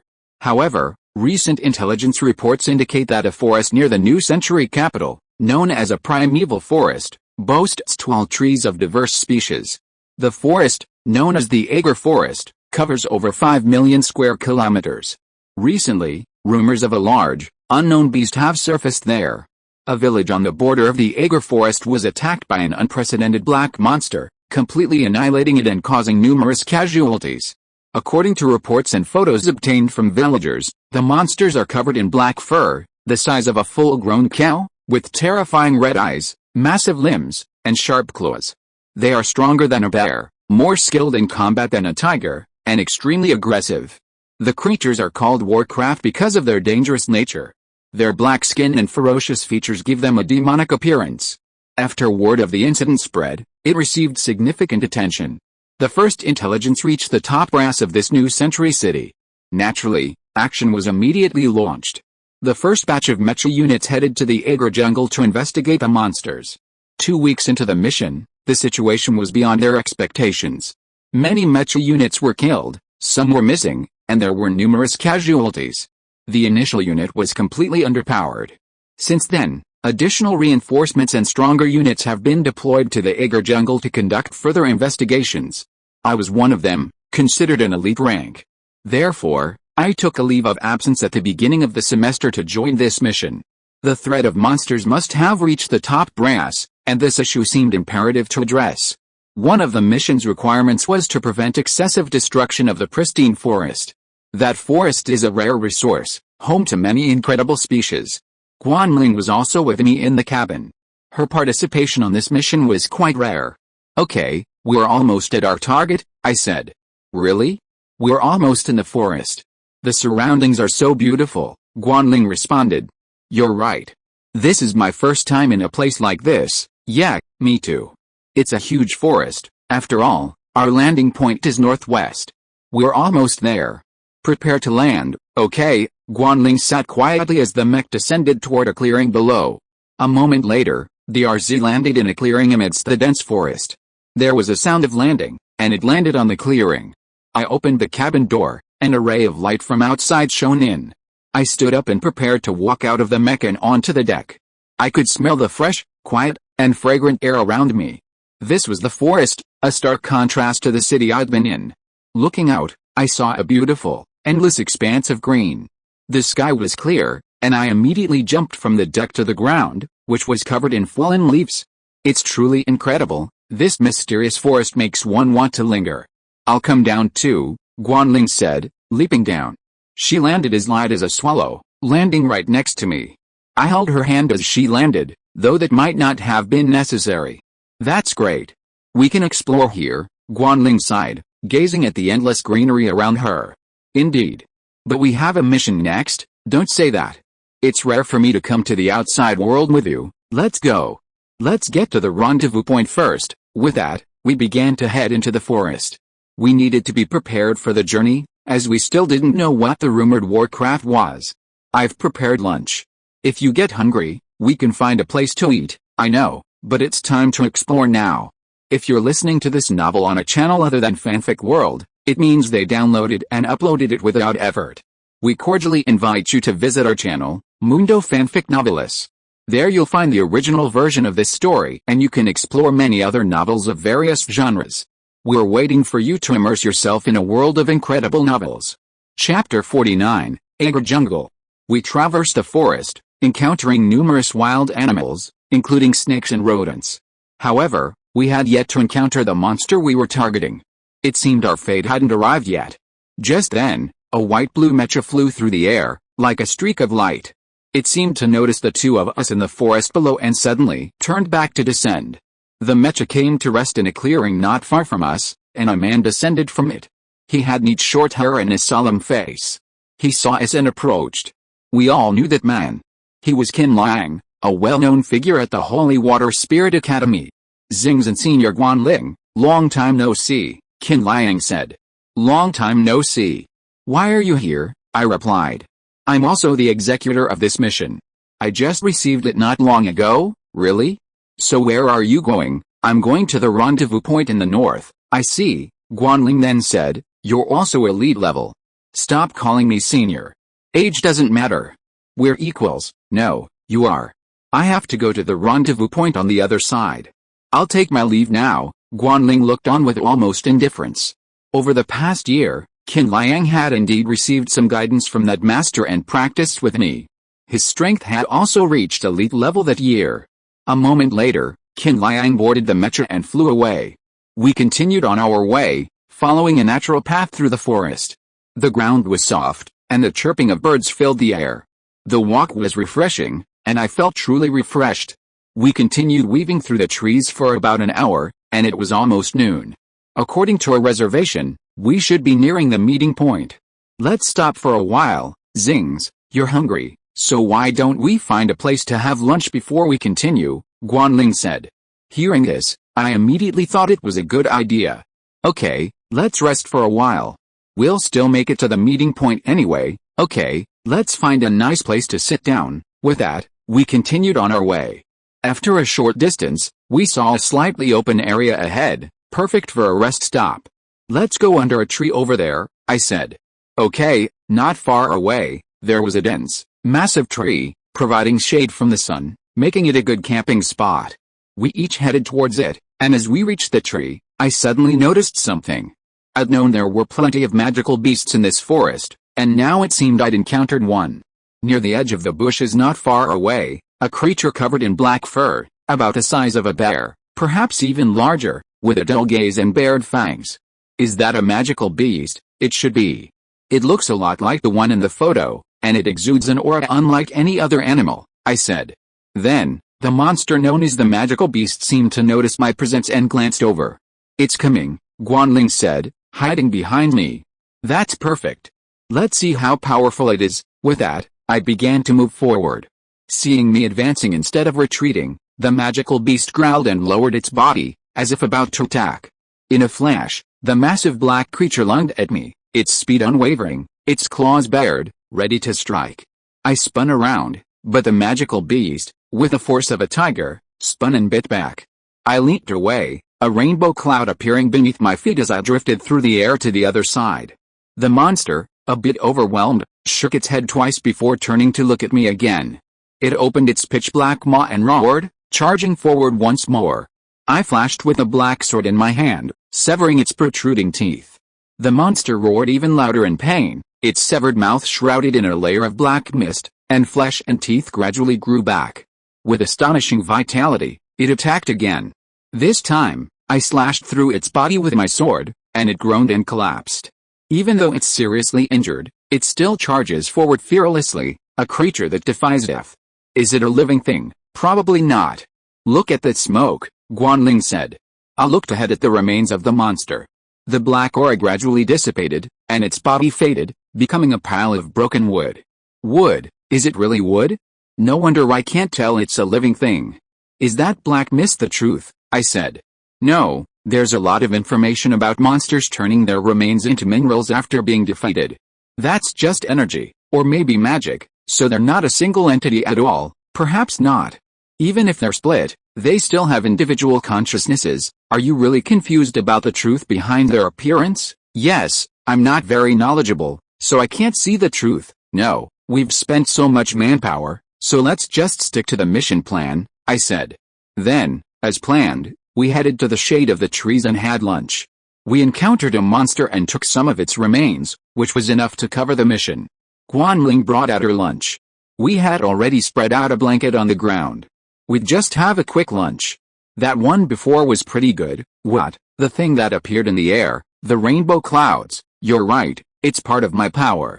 With it, many things in this world will become much easier. That's beautiful. Rich clouds. Other people call them different things, but that's fine. As I spoke, I focused on my meal. The food Guanling had prepared tasted delicious. She'd become quite good at cooking over the past year. That should probably be considered a form of supernatural power, but you've realized it, which is also an achievement. That's great. Nothing. We finished our lunch together. Next, let's go. You're so cold. It's rare for you to come out and have fun. Is there anything fun here? Anywhere, Guanling replied. Let's go. Mission first. With that, we set off again, heading for the meeting point. Where did that mysterious black fog come from, and where did it originate? Could it be connected to that dream? Regardless, we've been caught up in this murky water, and the only thing left is to move forward. According to relevant information, after the monsters are destroyed, they will turn into grass, soil, and stone. This is probably because the magic power that was applied to them has disappeared. In the end, we still have no idea what this is. Chapter 50 Heading to the camp. What's the truth behind this mysterious black mist? Where does it come from? What's its origin? No one knows the cause yet. A large force of approximately 300 people, dispatched from the New Century capital, is currently investigating this forest. The incident hasn't been made public yet. It's a classified mission, and they say it won't be released until the investigation progresses. You made a great lunch, Ling, I said as we drove. That's great. This could be a chance to challenge my sister, Lan Yu. That kid's a bit tricky. Does she like anything? Who knows? Maybe apples. Me too. I'll buy her some next time. We still have about an hour until our rendezvous. The map shows we're already quite close to the meeting point, so time isn't a problem. Now all we have to do is explore the area and uncover the truth about this mysterious species. We continued on our way. The journey was relatively smooth, with no real encounters, which wasn't great. If we kept walking at this rate, we'd be nearing the rendezvous point. Even if we're there, I don't hold out much hope of finding a decisive clue. The other hundreds of people seem more reliable. So we continued on, about a kilometer in.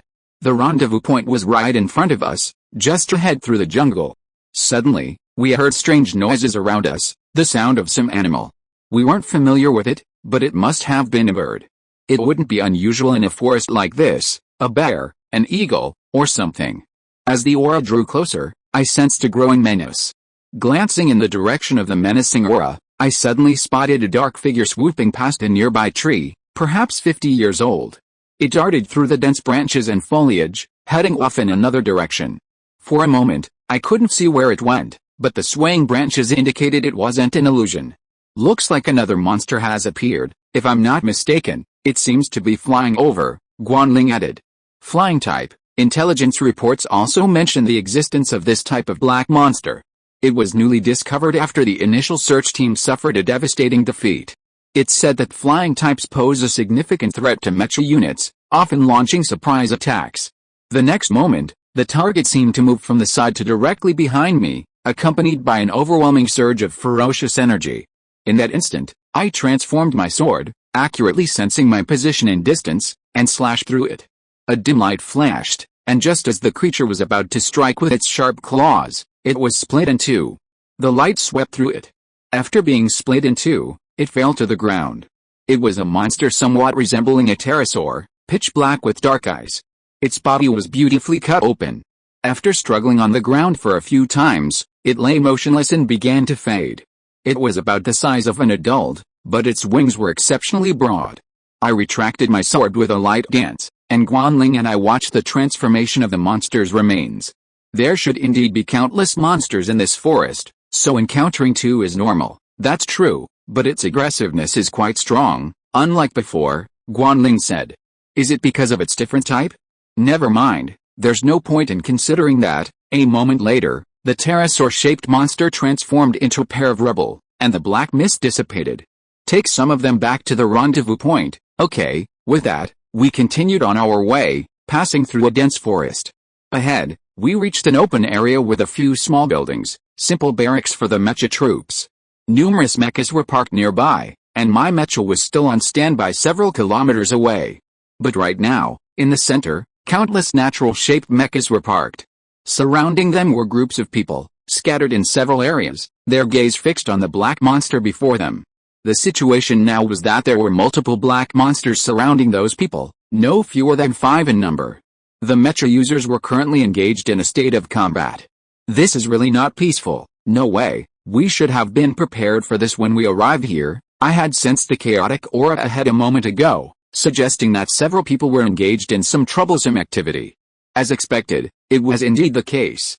My sensing abilities have improved over the past year, becoming even more precise and clear. What should we do next? Guanling asked. Nothing. The battle is almost over. Let's wait a while. This was the meeting point. 11 elite individuals, including myself, would be gathering here. From our previous encounters, we had a rough idea of the monster's strength. They would likely be no match for those people. Therefore, we didn't need to do anything. After a while, several of the monsters were destroyed, and the only remaining one, a giant-level monster about 5 meters tall, was also surrounded and destroyed. With a roar, its massive body collapsed to the ground, and with a heavy thud, it remained motionless. Most of the personnel gathered here were combat personnel, with a smaller number of intelligence analysts and medical personnel. Those with higher ranks were generally squad leaders, and I was considered one of them. What a massive creature, said a woman standing behind them, dressed in a cyan blue dress with a white robe draped over her back. We, along with the people around us, all turned our gazes towards the largest, recently fallen monster. This massive creature was perhaps something we'd never encountered before. From its individual size, it looked like the leader of the smaller creatures. Then, the black mist slowly dissipated from the massive corpse, and the remains gradually faded, resembling a beach at low tide. Soon, something surprising emerged. Upon seeing the scene before them, the surrounding mecha operators were all shocked. What lay before them was a massive piece of scrap metal. It was indeed scrap metal, but it was in the shape of a human. Although it was shattered and battered, everyone had a vague idea that it was a natural mecha, the remains of a natural mecha. Judging from its 5-meter height, it must be the latest model, having become increasingly popular in the past year. After all, the development of mechas in this world is still rapidly advancing. Unbelievable, everyone around was undoubtedly shocked by what they saw. Compared to the stone or wood we found before, what was now presented before us was a major discovery. Is this a major discovery? Everyone around was discussing. At this time, the woman in the white robe stepped forward and said, "Don't panic. If you panic at the slightest problem, what will you do in the critical moment? You all continue to do your jobs and guard the area, okay?" Hearing this, everyone calmed down. A moment later, the woman in the white robe walked over to the scrap metal, looked at it, and came up. The woman had long dark blue hair and looked like an exceptionally bright young woman. She observed it briefly through her deep blue eyes, then turned slightly and said, as expected, "It's a natural-shaped mecha. While we don't know why it transformed into a monster, this is a new discovery. Let's record it." "Yes, Commander, then it would be best if we could take this back," said the uniformed young man beside her. "That's right. Next, you should take it back and show it to headquarters." "We don't have time for this right now." "Understood." The woman said this, and the 4 people standing beside her had already walked around the mecha and, using several of their mechas, began to move the massive object. For the record, this mature girl, Xiaoyu, is the primary person in charge here, the commander. She also knows us, and this incident dates back a year. End of this chapter. Thank you very much for reaching the end. Don't forget to like. Looking for more exclusive content and immediate access? Subscribe to our Patreon. Remember, every like, subscription, or donation encourages us to continue. Thanks to everyone. See you in the next video.